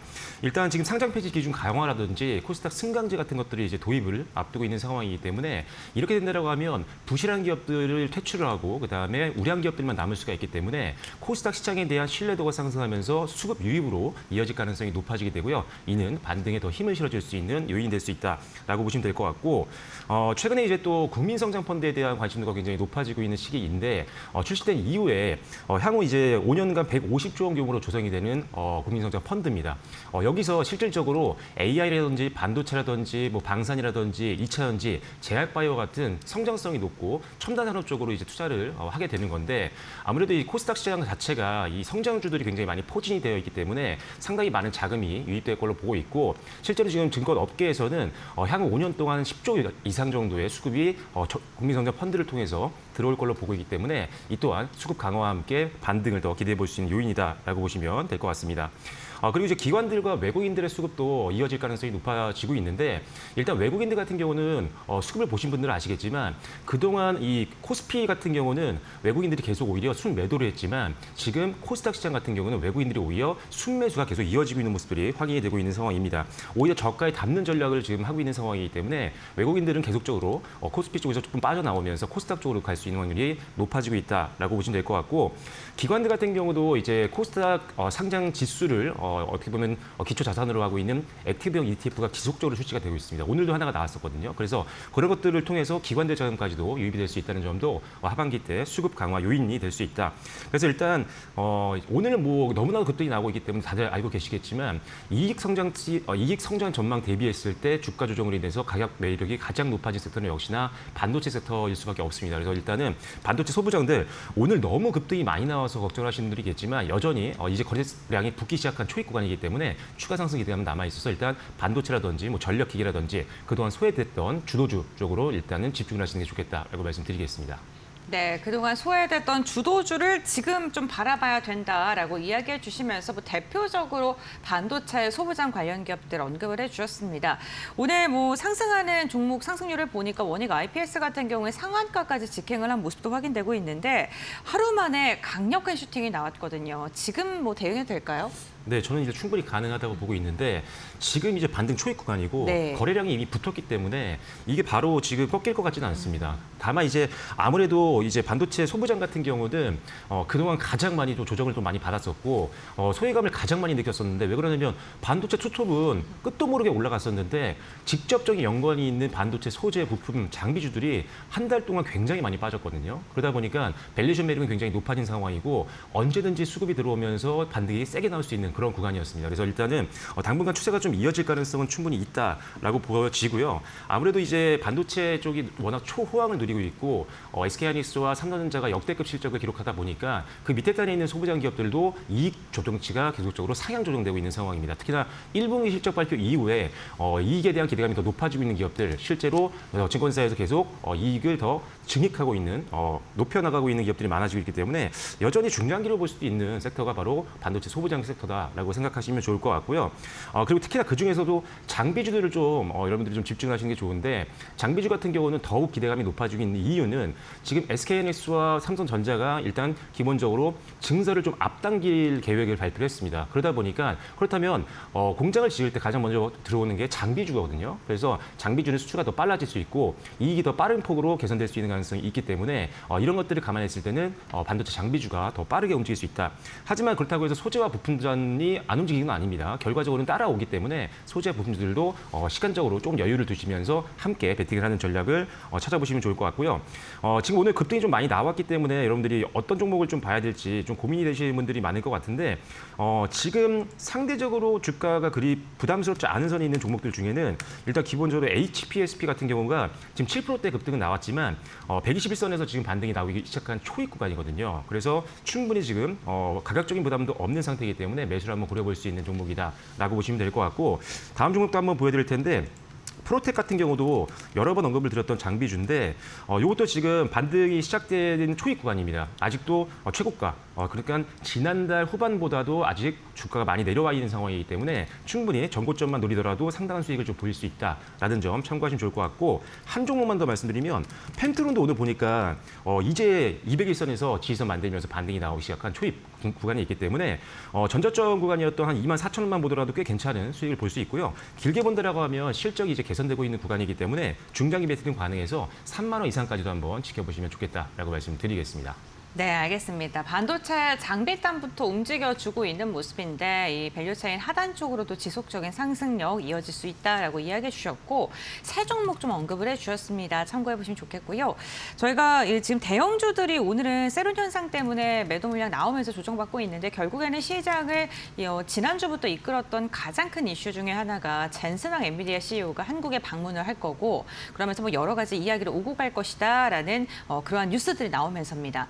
젠슨왕이 한국의 로봇에 좀 투자를 고려하고 있다 이러한 이야기하면서 로봇주들도 급등세가 나왔었는데요. 로봇 관련된 기업들은 좀 우리가 어떻게 전략을 세워야 될까요? 일단은 뭐 LG전자 같은 경우가 최근에 가장 핫했었잖아요. LG전자가 이제 이번에 처음으로 젠슨왕 CEO가 한국에 방한을 했을 때 미팅이 예정되어 있다 보니까 과거에 이제 현대차그룹이 회동했을 때 급등 나왔던 것처럼 유사한 흐름들이 이어지면서 가장 강한 흐름들을 보여줬습니다. 다만 이제 젠슨왕 CEO의 방한이 이제 임박했기 때문에 오히려 좀 차익 매물이 나오고 있는 종목들도 꽤 있거든요. LG전자 같은 경우 오늘 지금 15%대 하락하면서 그동안에 있었던 급등세가 마무리가 되고 있는 모습들이 확인되고 있습니다. 뭐 추가 상승 가능성에 대해서는 열려 있다라고 보여지지만 지금 급격하게 들어가기에는 아직 조정이 마무리가 된 거라고 보기에는 이르기 때문에 일단 천천히 변동성이 좀 완화되시는 거 보면서 눌림목을 공략하는 전략은 한번 고려해 볼 수 있겠다라고 말씀을 드리겠고요. 두산 로보틱스도 상당히 지금 시장에서 많이 언급이 되고 있는 상황인데 두산 로보틱스도 협동 로봇 쪽으로 이제 피지컬 AI 칩이 적용될 수 있다는 기대감도 높아지고 있고 중장기적으로는 이제 휴머노이드 로봇 쪽 시장 진출에 대한 기대감이 있기 때문에 이 종목도 일단은 관심주로 계속 여러분들이 로봇 섹터 내에서는 관심주로 넣어놓는 게 굉장히 중요하다라고 보시면 될 것 같고요. 네이버 같은 경우도 이제 시장 관심을 좀 많이 받았었는데 아무래도 이제 시장에서는 실질적인 로봇 관련된 종목들 쪽으로 좀 더 수급이 좀 많이 쏠렸던 부분들이 분명히 있는 것 같습니다. 다만 네이버 같은 경우도 뭐 실적에 대한 안정성은 충분히 있는 기업이고 이 엔비디아와의 협력 기대감은 여전히 남아있죠. 왜냐하면 이미 작년에도 MOU를 체결해서 협력 관계에 있는 회사이기 때문에 직접적인 연결주라고 보셔도 됩니다. 특히나 네이버가 아까도 말씀드렸다시피 안정적인 실적을 갖고 있기 때문에 어떤 밸류션에 대해서는 문제가 별로 없죠. 그런데 못 올랐던 이유 중에 하나가 AI를 적용한 이후에 이게 수익화로 어느 정도가 되느냐, 이게 기대감이 있었던 부분인데 서서히 이제 매출이 좀 발생할 걸로 예상하고 있어서 AI의 어떤 수익화를 감안한다고 했을 때 중장기 베팅하기에는 나쁘지 않은 가격대다라고 보시면 될 것 같습니다. 다만 단기적으로는 오늘 조정이 나오고 있으니까요. 신규 매수는 조금 더 변동성이 완화되고 들어가시면 좋겠다라고 말씀드리겠고, 역시나 제가 봤을 때는 그래도 현대차가 가장 안정적인 투자처가 될 수 있겠다라고 볼 수가 있는데 지금 보스턴 다이내믹스를 인수한 이후에 전 세계에서 가장 주목받고 있는 로봇 회사입니다. 아틀라스가 이제 상용화를 앞두고 있는 상황인데다가 일단은 지금 훈련소라든지 이런 것들 하반기 때 또 이제 개소가 앞두고 있는 상황이기 때문에 여러 가지 모멘텀들이 굉장히 많고 이제 월드컵 시즌에 들어가기 시작하면서부터 이제 아틀라스가 더 한번 또 부각이 될 수 있는 부분들이 분명히 있어서 매력적이다. 그리고 지금 최고가권에 있긴 하지만 이 회사의 이제 미래 성장, 그다음에 아틀라스의 상용화 시점에 대한 부분들 이런 것들을 감안했을 때 여러 번 언급드렸습니다. 테슬라보다 시가총액이 너무나도 낮습니다. 기술력적인 측면에서 전혀 밀릴 게 없는데도 불구하고 그만큼 지금 밸류에이션 매력은 충분히 있는 기업이기 때문에 현대차도 계속적으로 저는 길게 본다면 100만 원도 충분히 도전할 수 있는 종목이라는 판단이기 때문에 현대차 보시면 좋겠다라고 말씀드리고, 하나만 더 말씀드리면 클로봇도 꽤 괜찮아 보이더라고요. 클로봇 같은 경우가 소프트웨어 관련된 종목인데 지금 이 회사는 자체적으로 이제 소프트웨어를 가지고 있어서 다른 브랜드의 로봇까지도 연결할 수 있는 기술을 갖고 있습니다. 그래서 굉장히 선호도가 높고 이런 것들은 일단은 뭐 물류라든지 아니면 유통, 제조, 서비스업 여러 쪽으로 이 소프트웨어를 납품할 수 있기 때문에 적용 범위가 굉장히 넓다는 점도 장점입니다. 그리고 로봇주들이 많이 급등이 나왔지만 이 종목은 올해 초 1월 달 고점 대비했을 때 8만 원대까지 올라갔던 종목인데 지금 4만 원대 중반까지 내려와 있는 상황이어서 가격적으로도 부담이 별로 없는 상황이고요. 반등한 지 지금 얼마 되지 않은 초입 구간이기 때문에 일단 한 6만 원대까지 한번 보시면서 한번 목표가를 설정해 보시면 좋겠다라고 말씀드리도록 하겠습니다. 네, 로봇 관련된 기업들에 대한 이야기까지 나눠봤습니다. 이번에는요, 최근에 좀 급등락을 보여줬었던 스페이스 X 관련된 기업들에 대한 질문 좀 나눠보도록 할 텐데요. 스페이스 X가 지금 사상 최대 규모의 기업 공개 준비에 나섰습니다. 그런데 이 기업 공개 규모에 대해서 언론에서 뭐 이야기가 나올 때마다 관련 기업들의 상승과 하락이 급격하게 나왔었거든요. 우주항공 관련된 기업들 이제는 정말 상장이 임박했는데 어떻게 대응 전략을 세우면 좋을까요? 네, 이제 스페이스X는 이제 4일, 현지 시간으로 4일부터 이제 로드쇼가 개막이 되고 12일 날 상장을 지금 앞두고 있기 때문에 관련주들에 대한 관심도는 그때까지는 계속 이어질 가능성이 높다라고 보고 있는 상태입니다. 일단 기업 공개 공모가를 일단 책정을 했거든요. 오늘 발표 나왔는데 주당 135달러로 책정이 됐습니다. 그렇게 된다라고 하면 기업 가치를 환산한다라고 하면 1조 7,700억 달러, 우리 돈으로는 약 2,700조가 넘는 어마어마한 돈이기 때문에 상당합니다. 이게 그래서 공모 규모가 한 750억에서 800억 달러 정도로 보고 있는데 과거에 IPO 했을 때 가장 높은 가격이 설정됐던 게 사우디 아람코였는데 여기에 2배 이상을 뛰어넘는 기록을 세울 수 있을 걸로 보고 있습니다. 그래서 역대급 IPO를 앞두고 있는 상황이기 때문에 직접적인 관련이 있는 기업들 같은 경우는 추가 상승 가능성이 다음 주에도 이어질 가능성이 있다라는 판단입니다. 다만 미국 주식을 하는 분들 같은 경우는 조금 조심해야 되는 게 있는데 지금 최근에 이 엄청나게 지금 관련되어 있는 투자자들이 많이 있기도 하고요. 상장한 이후에 수급 쏠림이 생길 수 있습니다. 그래서 수급 블랙홀이 생긴다라고 한다면 뭐 테슬라라든지 아니면은 이런 여러 가지 우주항공 관련된 종목들, 미국 관련된 주식 같은 경우는 매도 물량이 나올 수도 있어요. 그래서 이게 스페이스 X 쪽으로 쏠려갈 수가 있기 때문에 최근에 있었던 반도체 투톱으로 이 수급이 몰리면서 소비자들이 밀렸던 것처럼 비슷한 현상들이 발생할 수도 있는 가능성이 있습니다. 그래서 스페이스 X 쪽 관련된 동종업계에 투자하고 계신 분들이라면 약간 수익을 미리 좀 챙겨놓는 전략도 필요할 수 있다라는 점 참고하시면 될 것 같고, 우리나라 같은 경우는 관련주들이 많은데 살 게 굉장히 많습니다. 다만 이 스페이스X 관련된 종목들 중에서도 실적이라든지 이런 것들이 좀 안 나오는 종목들, 단순 테마로 엮인 종목들이 많기 때문에 실질적인 계약 관계에 있거나 납품을 했던 경우라든지 아니면 투자 경험이 있는 기업들 위주로 베팅하시는 게 좋습니다. 제가 개인적으로 지금 보고 있는 종목은 한화비전인데 그래서 하나비전이 이제 반도체 TC 본더 관련해서 일단 알려져 있는 기업이기도 하지만 이 회사가 이제 하반기부터 시작해서 스페이스X의 스타링크 있잖아요. 스타링크에 탑재된 반도체 패키징 후공정 장비를 공급할 예정입니다. 실질적인 스페이스X 관련주기 때문에 반도체 사업도 좋지만 우주항공 쪽에서도 빛을 볼 수 있는 기업이다라는 점 참고하신다면 뭐 최고가는 충분히 뚫어줄 수 있을 것 같습니다. 오늘 17% 정도 급등 나와주고 있는데 충분히 더 끌고 갈 수 있는 종목이니까요. 하나비전도 한번 보시면 좋을 것 같고 그다음에 캔코아 같은 경우도 좋습니다. 캔코아 같은 경우도 지금 발사체 소재라든지 부품을 공급하고 있는 기업이고 이제 121선 이상 반등이 나왔었는데 반등이 나온다라고 한다면 한번 신규 접근을 고려해 볼 수 있는 기술적인 구간에 있어서 반등을 한번 보시면서 신규 접근도 고민해 보시면 좋을 것 같고요. 그다음에 HVM은 너무나도 많이 알려져 있는 종목이죠. 오늘 다시 또 반등이 나오기 시작하고 있는데 일단은 로켓 추진체, 그다음에 엔진용 첨단 특수 금속을 공급하고 있는 기업이기 때문에 가장 또 수혜를 많이 볼 수 있는 종목이기도 합니다. 일단 최고가 다시 한번 도전할 수 있으니까요. 한 13만 원 정도 선까지 HBM은 좀 더 끌고 가시면서 수익을 좀 더 늘려보시면 좋을 것 같고요. 그다음에 마지막으로 본다고 하면 세아 베스틸 지주 같은 경우도 좋습니다. 세아 베스틸 지주라든지 스피어 같은 경우도 실제 부품들을 납품을 하고 있는 기업이기 때문에 스피어라든지 그다음에 세아 베스틸 지주도 보시면 좋을 것 같고 투자사들 중에는 굉장히 많은 기업들이 있는데 그래도 저는 미래에셋증권이 가장 안정적이지 않을까라고 생각을 합니다. 투자 금액 대비해서 지금 평가받고 있는 평가 이익이 너무나도 큰 상황이기도 하고 업황 자체가 워낙 좋은 증권업이기 때문에 일단 저는 지금 반등 나오는 거 좀 보시면서 미래에셋증권도 관련주를 한번 베팅을 고려해 보시는 것도 한번 생각해 보시면 좋겠다라고 정리해 드리겠습니다. 네, 스페이스X 관련해서 직접적으로 투자를 했거나 계약 관계에 있는 기업들을 조금 정리를 해주셨고 가격 전략도 일부 종목 잡아주셨으니까 참고해 보시면 좋겠습니다. 시장의 상승 하락과 무관하게 최근에 조금 아쉬운 움직임을 보여주고 있는 섹터가 바로 조선인데요. 수주 소식도 들려오고 실적도 앞으로 좀 더 좋을 것이다 이러한 이야기가 나옴에도 불구하고 좀 상단이 막혀 있는 듯한 모습이 답답한 흐름이 이어지고 있습니다. 조선주들 지금 좀 저가 매수의 기회를 삼는 게 좋을까요? 어떻게 바라보실까요? 네, 조선주도 사실 계속적으로 주목을 하고 있는 섹터이기도 하고 기존 주도 섹터들은 돌아가면서 올라올 확률이 높다라고 보고 있습니다. 일단 지금 삼성전자라든지 SK하이닉스 쪽으로 몰렸던 자금들이 조금 이제 주춤하고 있는 상황이기 때문에 그렇다면 그동안 소외받았던 주도주들 같은 경우가 돌아가면서 반등이 나올 수 있다는 판단이고요. 일단 조선업종 업황은 상당히 좋습니다. 4월까지 누적 발주량을 보면요. 전년 동기 대비해서 한 60% 정도 늘었던 걸로 판단이 되고 있는 상황이기 때문에 업황은 여전히 좋은 상황이다. 그리고 발주가 더 많이 들어올 수 있을 걸로 보고 있는 게 중국 대비했을 때 우리나라가 중국과 경쟁을 하고 있잖아요. 중국 대비했을 때 우리나라 발주가 더 많이 들어올 가능성이 하반기 때 있다라고 보고 있는 이유는 중국은 지금 2029년도까지 슬롯이 거의 다 차 있는 상황이기 때문에 2029년도까지 발주를 받기는 좀 어려운 상황으로 알려져 있고요. 다만 우리나라 같은 경우는 2029년도 납기를 지킬 수 있는 부분들이 분명히 있기 때문에 추가 수주는 충분히 더 많이 들어올 가능성이 있다라는 판단입니다.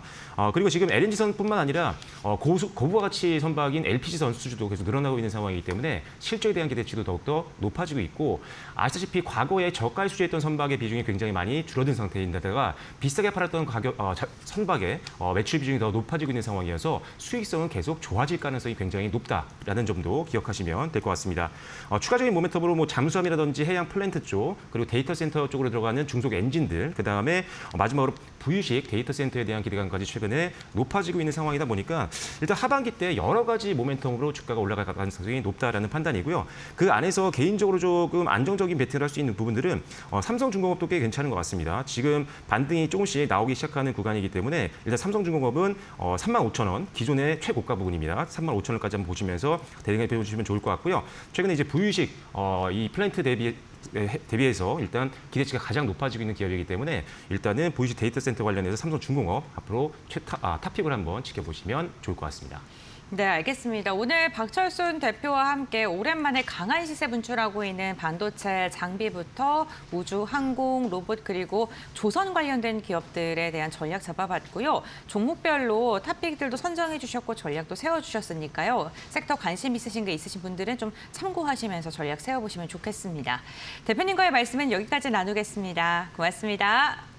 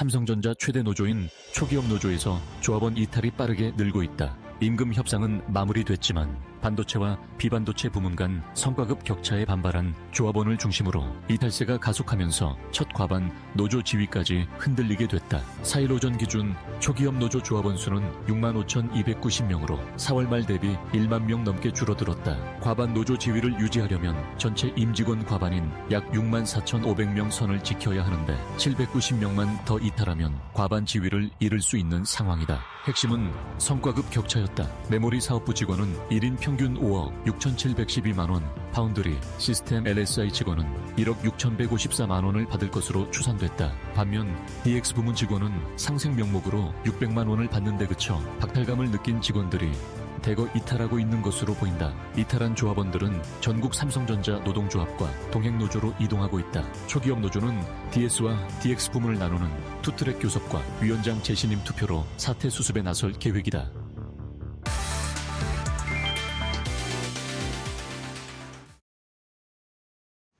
네, 목요일 장마감 동시효과 구간에 들어와 있습니다. 라스트 찬스로 함께 해보시죠. 이데일리 서동구 전문위원 모셨습니다. 어서 오세요. 네, 안녕하세요. 네, 오늘은 또 코스닥의 강세가 펼쳐졌습니다. 어쨌든 이제 선거를 보내고 왔는데 시장 분위기 좀 달라졌다고 볼 수도 있을까요? 오늘 시장 좀 어떻게 분석하셨을까요? 한마디로 얘기하면 그동안 소외되었던 섹터나 업종 그리고 코스피의 약세, 코스닥의 강세 이렇게 이제 우리가 볼 수가 있겠고요. 또 대형주들은 약세인 반면에 모처럼 중소형주들이 활개를 펼치는 이러한 모습들이 나타났습니다.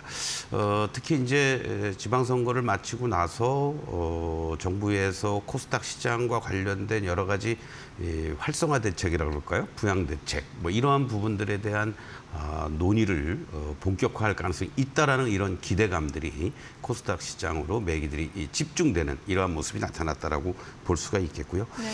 반면에 이제 환율에 대한 뭐 새로운 뉴 노멀이다라는 얘기가 있더라도 이 1,530원 이상 넘어가고 하는 이런 부분들은 여전히 부담스럽단 말이죠. 이러한 부분들이 외국인들의 매도세를 좀처럼 뭐라 그럴까요?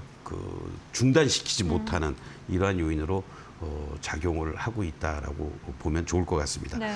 그럼에도 불구하고 사실 코스피 시장 그동안 상승과는 달리 이 코스닥 시장이 워낙 한 6거래일 연속 하락세를 보였잖아요. 그러한 부분에서의 반등 그리고 또 다른 여타 섹터들로 매기들이 이루어졌고 투톱에만 국한됐던 반도체 관련한 것들이 낙수 효과가 기대가 되는 IT 소부장 쪽으로 급격하게 매기들이 이동을 하면서 뭔가 체감적으로는 우리 개인 투자자 여러분들이 내 것도 올라갔네? 네. 이런 분위기가 되지 않았을까 이런 말씀을 좀 드릴 수 있겠고 또 전력 관련한 종목이라든가 에너지 관련해서 원전이라든가 태양광 관련한 이러한 종목들도 조금은 고개를 드는 이러한 모습들도 나타나면서 전반적으로 뭐 통신, 금융, 뭐 또 일부 소비재 관련한 이런 쪽들 어떤 면에서는 IT 소부장이 반등의 주력을 보여주면서 다른 여타 어떤 섹터나 종목별로 매기를 좀 확산시키는 이러한 모습들이 잘 나타났다. 이렇게 말씀을 드리겠습니다. 네, 오늘 전반적으로 그래도 시장의 좀 매기가 번져가는 모습도 확인이 됐습니다. 특히나 오늘은 역시나 말씀해 주신 것처럼 코스닥단 안에서 반도체 종목들이 많이 힘을 받았거든요. 코스닥 반도체 종목들은 그동안 뭐 반도체 투탑 간 거에 비하면은 너무나도 미미하게 움직였다라고 느끼신 분들이 많은데 이러한 소부장단 안에 관심을 지금이라도 가져가 봐도 좋을 거라고 보시나요? 어떻게 보십니까? 저는 뭐 충분히 가능하다고 봅니다. 우리가 이제 두 가지를 봐야 되겠죠.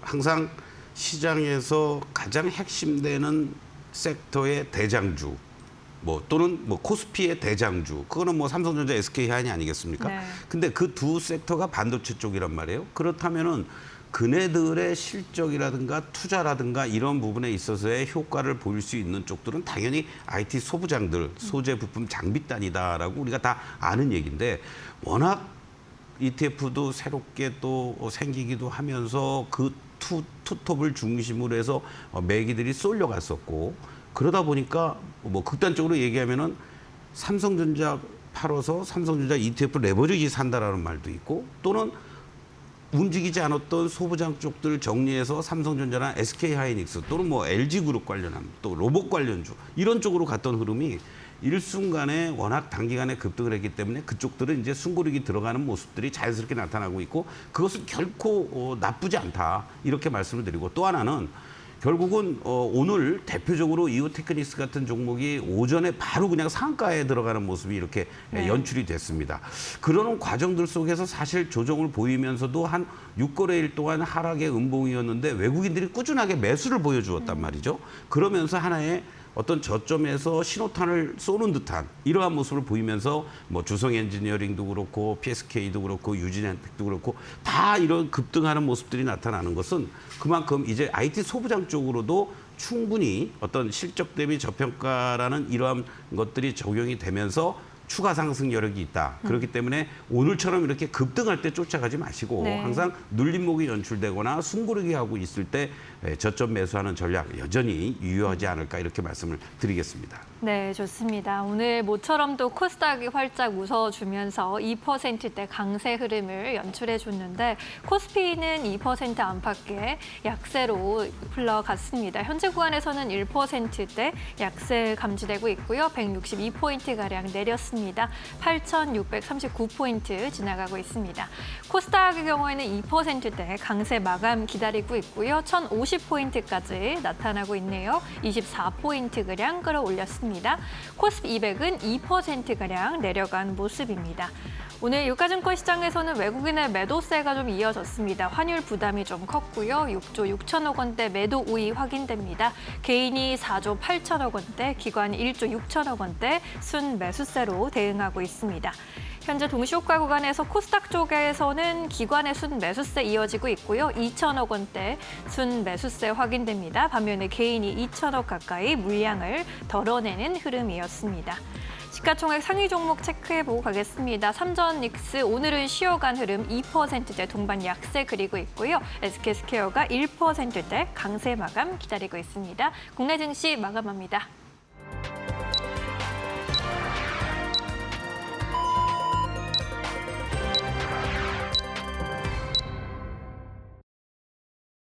네, 목요일장 우리 시장 마무리가 됐습니다. 한 거래 쉬고 돌아온 국내 증시는 사뭇 분위기가 변화한 듯한 모습이 나타나고 있는데요.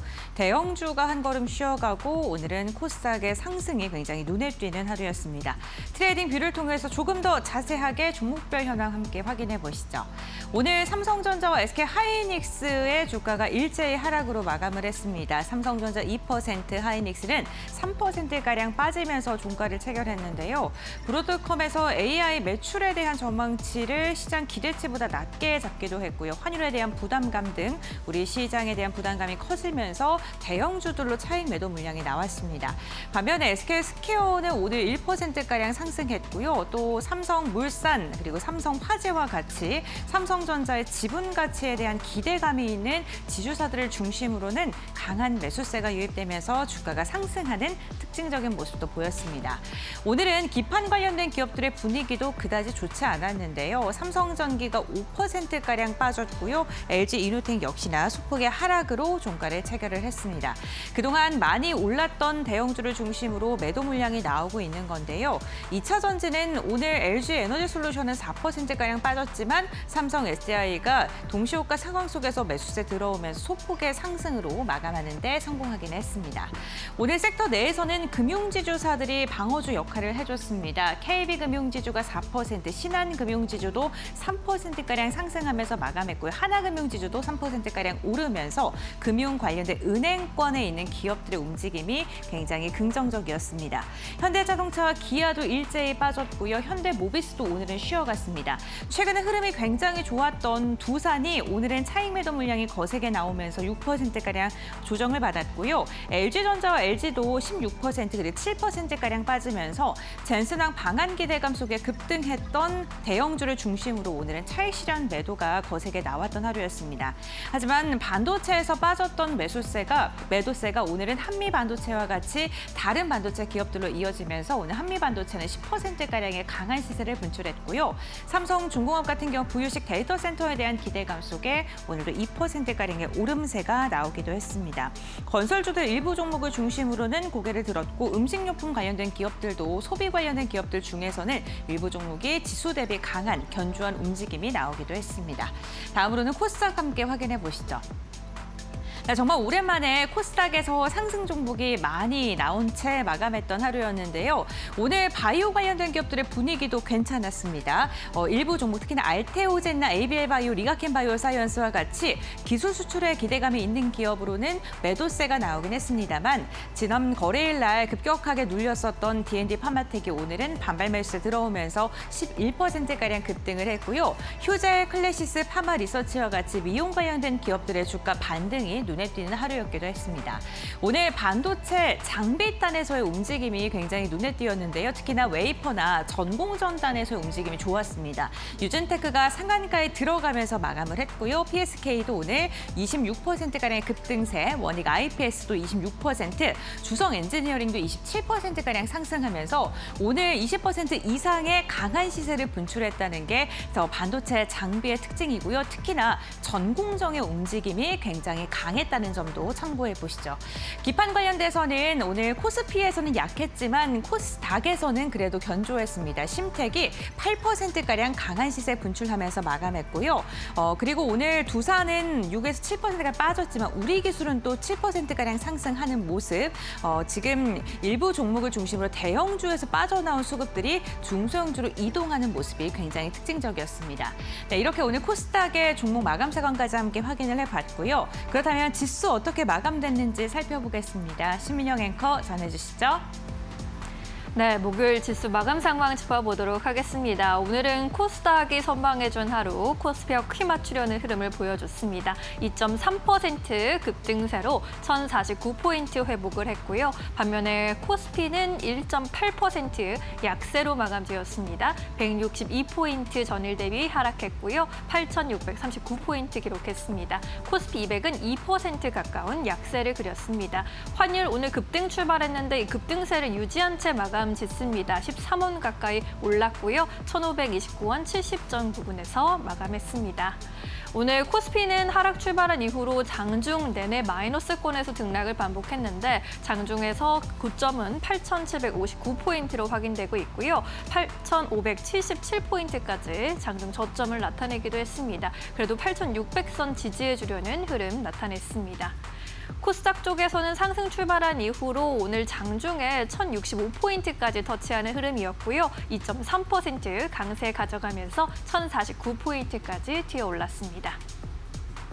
유가증권 시장에서 수급 보시면 외국인의 매도 행진이 이어지고 있습니다. 7조 가까이 오늘도 매물을 출회하는 외국인이었고요. 반면에 개인이 5조 원대, 기관이 2조 가까운 순 매수세 그렸습니다. 반면에 코스닥 쪽으로는 외국인의 수급이 오늘은 좀 방향성을 탐색하다가 소폭의 매도 우위 그렸고요. 기관이 코스닥 쪽에 수급을 주도했습니다. 2천억 원대 매수 우위, 개인은 1,600억 원대 매도 우위로 대응했습니다. 이런 가운데 오늘 외국인 순매수 상위 종목 안에는 SK스퀘어, KB금융 같은 종목들이 담겼습니다. 금융주 전반의 수급이 또 양호하게 움직였고요. LG화학, 현대모비스 같은 종목들도 선택을 받았습니다. 한미반도체까지 반도체단으로 수급이 집중되면서 코스닥 안에는 원익 IPS, 유진테크, 파도와 심텍 같은 종목들이 이름을 올렸고요. LNC바이오의 경우에도 스킨부스터, 리투어에 대한 수급이 집중되고 있는 가운데 오늘은 또 LNC바이오 측에서 리투어 관련 매출을 500억 달러에서 700억 달러로 상향 조정했다는 소식에도 영향받았습니다. 한미 반도체 시세 체크해보고 가도록 하겠습니다. 전반적으로 반도체 쪽으로 수급이 유입되고 있는 가운데 컴퓨텍스 2026 대만 테이페이에서 열린 행사에 이번 올해 처음으로 한미 반도체가 참가한 것으로 알려지면서 시장에서 또 관심을 받았습니다. 오늘로 외국인이 3거래일 연속 순매수세를 나타냈는데요. HBM4 관련한 TC본더4 장비를 이 자리에서 처음으로 공개했다라는 소식도 영향을 줬고요. 32만 5천 원까지 장중 고점을 터치했습니다. 10%대 급등세 가져가면서 30만 4천 원 선에 위에서 마감 지었습니다. 이어서 오늘 기관의 선택을 받은 종목들입니다. SK하이닉스, 삼성전자가 오늘 전반적으로 주춤했던 흐름 속에서도 기관의 수급은 이어졌고요. 삼성전기 역시 마찬가지였습니다. 현대모비스 외국인과 기관의 순매수 이어지면서 오늘 낙폭 줄이면서 마감 지었고요. 삼성 SDI의 경우에도 ESS 관련 수주 기대감이 여전한 가운데 증권가에서 100만 원까지 목표 주가 끌어올려주는 흐름입니다. 코스닥 쪽에서는 PSK VM, 테스, HPSP까지 동반해서 또 반도체 쪽으로 수급 흘러갔습니다. 이런 가운데 D&D 파마텍 마지막으로 주가 흐름 체크해보고 가도록 하겠습니다.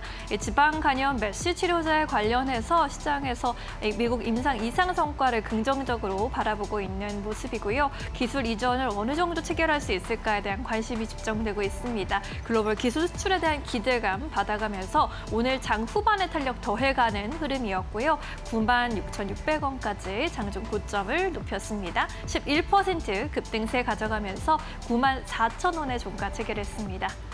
네, 오늘도 수급이 몰린 종목들 위주로 점검해봤고요. 오늘 시장 정리하면서 기억해볼 만한 포인트들 고은별 앵커와 함께 정리해보시죠.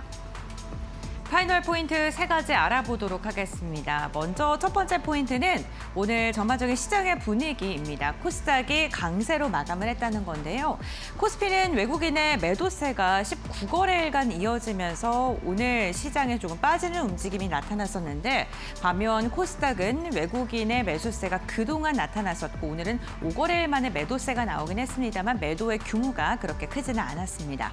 원달러 환율이 1,530원을 돌파하면서 오늘 시작을 했었죠. 아무래도 17년 3개월 만에 이렇게 큰 폭의 상승으로 출발을 했다는 게 외국인의 매수를 이끌어오기에는 좀 부담 요인으로 작용한 듯한데요. 시장의 분위기가 코스피에서 이탈을 했던 이런 매수세들이 코스닥으로 이어지면서 코스닥의 상대적인 강세장이 펼쳐졌고요. 특히나 오늘 AI 인프라와 관련된 통신 장비라던가 아니면 광통신 관련된 기업들 반도체 장비단이 굉장히 강한 움직임이 나타났습니다. 두 번째 포인트 알아보도록 하겠습니다. 두 번째는 오늘 반도체 장비의 강세인데요. SK하이닉스가 대만에서 웨이퍼의 생산 능력을 2배가량 확대하겠다라는 이야기를 하면서 이 5년 안에 2배 확대에 대한 기대감이 반도체 장비 관련된 기업들의 매수세로 이어졌습니다. GPU를 넘어서 HBM에 대한 공급 부족이 당분간 더 지속될 수 있다라는 기대감이 커지고 있는 거고요. 여기에다가 엔비디아가 미국의 마벨에 대해서 차기 1조 달러 후보이다라는 발언을 한 것으로 알려지면서 광통신 관련된 기업들이 오늘 강한 시세를 분출하는 데도 성공을 했습니다. 세 번째 포인트 알아보시죠. 오늘 시장에서 소비 관련된 기업들의 움직임이 최근에 좀 긍정적인 방향성 보여주고 있습니다. 오늘도 백화점 관련된 기업들의 움직임이 굉장히 좋았는데요.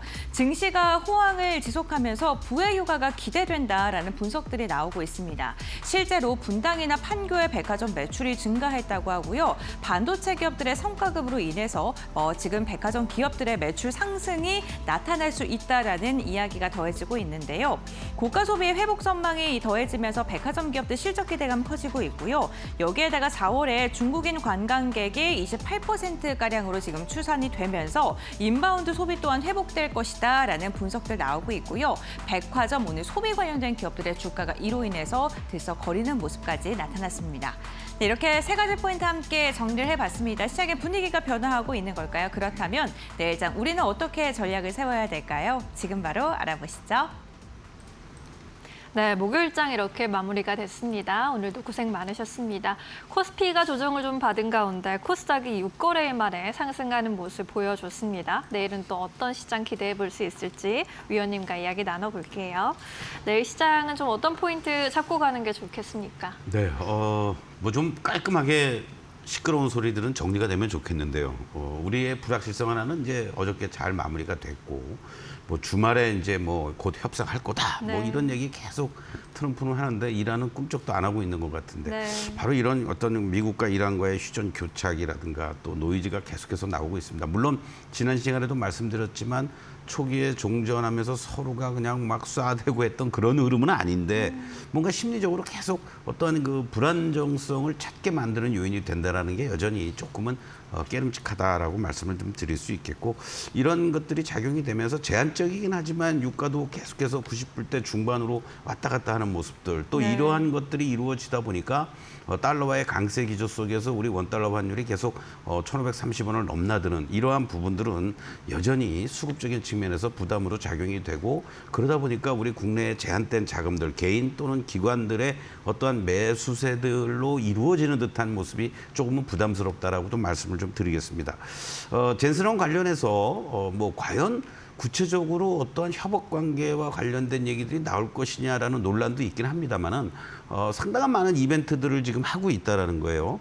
그런 측면에서 본다라면은 일정한 또 선물 보따리도 각 기업별로 풀어놓을 수 있는 계기가 되지 않겠느냐, 이런 측면에서 본다라면 오히려 오늘 이렇게 관련주들이 크게 흔들렸던 모습 속에서 그래도 밑에 꼬리들을 달아주고 있는 것들을 감안한다라면 단기적으로도 또 이들 쪽을 관심 있게 접근해도 좋지 않을까, 이런 말씀을 좀 드리겠고, 무엇보다도 다행스러운 것은 업종 대표 시총 상위 종목들 중심의 쏠림 현상이 어느 정도 해소가 되려는 모습이 나타나고 있다라는 거. 뭐 오늘 하루만 가지고 이제 뭐 코스피에서 코스닥, 뭐 대형주에서 중소형주, 이건 아니겠지만 어느 정도의 연속성이 이루어지면서 적절하게 밸런스를 맞춰준다라면 우리 개인 투자자 여러분들도 조금은 시장에서 덜 소외되지 않겠느냐, 이런 말씀을 좀 드릴 수 있겠고, 계속 뭐 얘기들은 나오고 있습니다. 코스닥 대책과 관련돼서 활성화와 관련된 뭐 기관 투자가의 진입 장벽을 더 넓혀준다라든가 또 뭐 퇴출을 강화시켜 나간다라든가 뭐 이런 어떤 일련의 일들이 어떻게 지금 구체화되면서 발표가 되는지, 그런 어떤 기대감도 코스닥 시장에 조금 더 동인으로 작용할 수 있는지의 여부를 확인하시면서 대응하면 좋겠다라고 말씀을 드리겠습니다. 네, 오늘 이제 정부 정책이 좀 나올 것 같은데 오늘 계속해서 회의를 진행했다고 하죠. 어떤 이야기들 나오는지 또 주목해 보도록 하겠습니다. 내일 시장에서 주목해 볼 만한 종목도 여쭤보고 싶은데 이 시점은 어떤 종목을 조금 더 주목해 보면 좋을까요? AI 관련해서 데이터 센터가 필요하고 데이터 센터를 하기 위해서는 전력이 필요하다. 그런데 관련된 뭐 일부 기업의 어떤 수주 취소 공시라든가 이런 것들로 인해서 전력 전선 관련한 이러한 쪽들이 크게 흔들리고 있습니다. 네. 어느 정도 하방은 지금 잡아가고 있다라고 말씀을 좀 드릴 수가 있겠고요. 대표적인 종목이 산일전기를 좀 말씀을 드리고 싶습니다.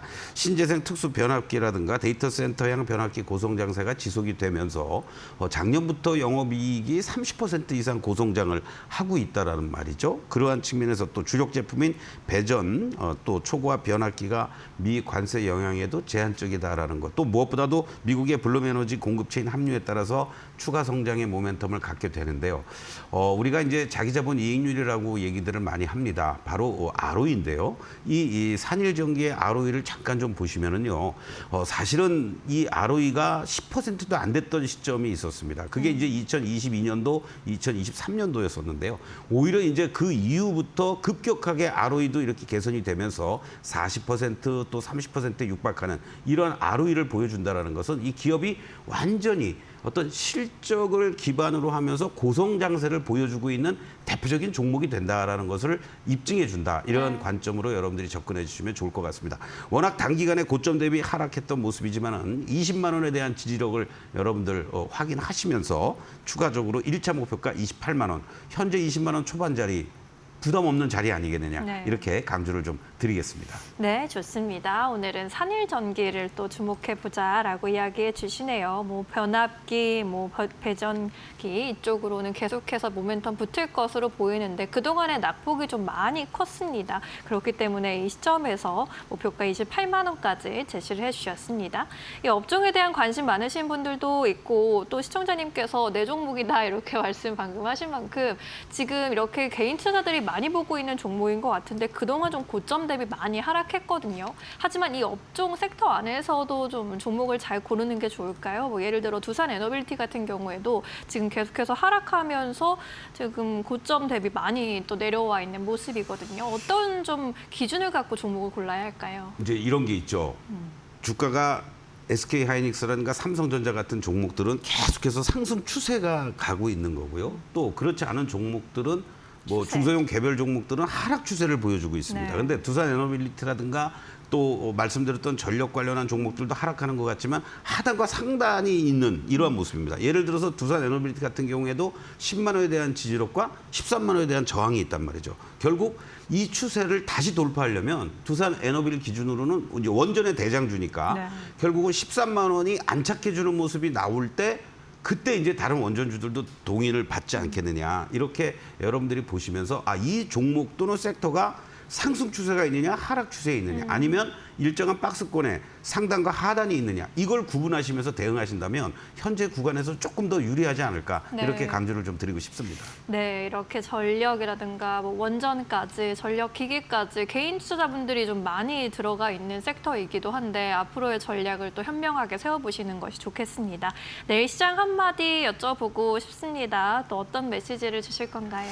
지난 시간에 이제 ADR과 관련된 말씀도 드렸고요. 오늘 이제 상승 종목 수가 좀 더 늘어나면서 조금씩 개선되는 모습이 나타나고 있습니다. 결국 이런 지나친 쏠림은 아무래도 문제가 있다라고 다시 한번 강조를 드리면서 다만 실적이 수반이 돼주는 섹터 그리고 대형주도 물론 뭐 해당이 될 수 있겠습니다만은 이런 중소형 종목 쪽으로의 온기가 확산이 될 그런 가능성도 높아지고 있으니까 여러분들이 그런 쪽에도 좀 관심을 가지면서 어느 한쪽으로 경도되는 그런 어떤 매매는 좀 자제하는 게 좋겠다. 적절한 마벨 투자, 우리가 바벨 투자 전략이라는 말도 많이 합니다만은 네. 그런 어떤 밸런스를 맞추면서 대응했으면 좋겠다 이렇게 말씀드리겠습니다. 네, 밸런스를 맞추자라고 또 조언을 주셨으니까요. 내일 또 좋은 선택하실 때 참고해 보시기 바라겠습니다. 오늘 위원님과 말씀 여기까지 나누도록 하겠습니다. 고맙습니다.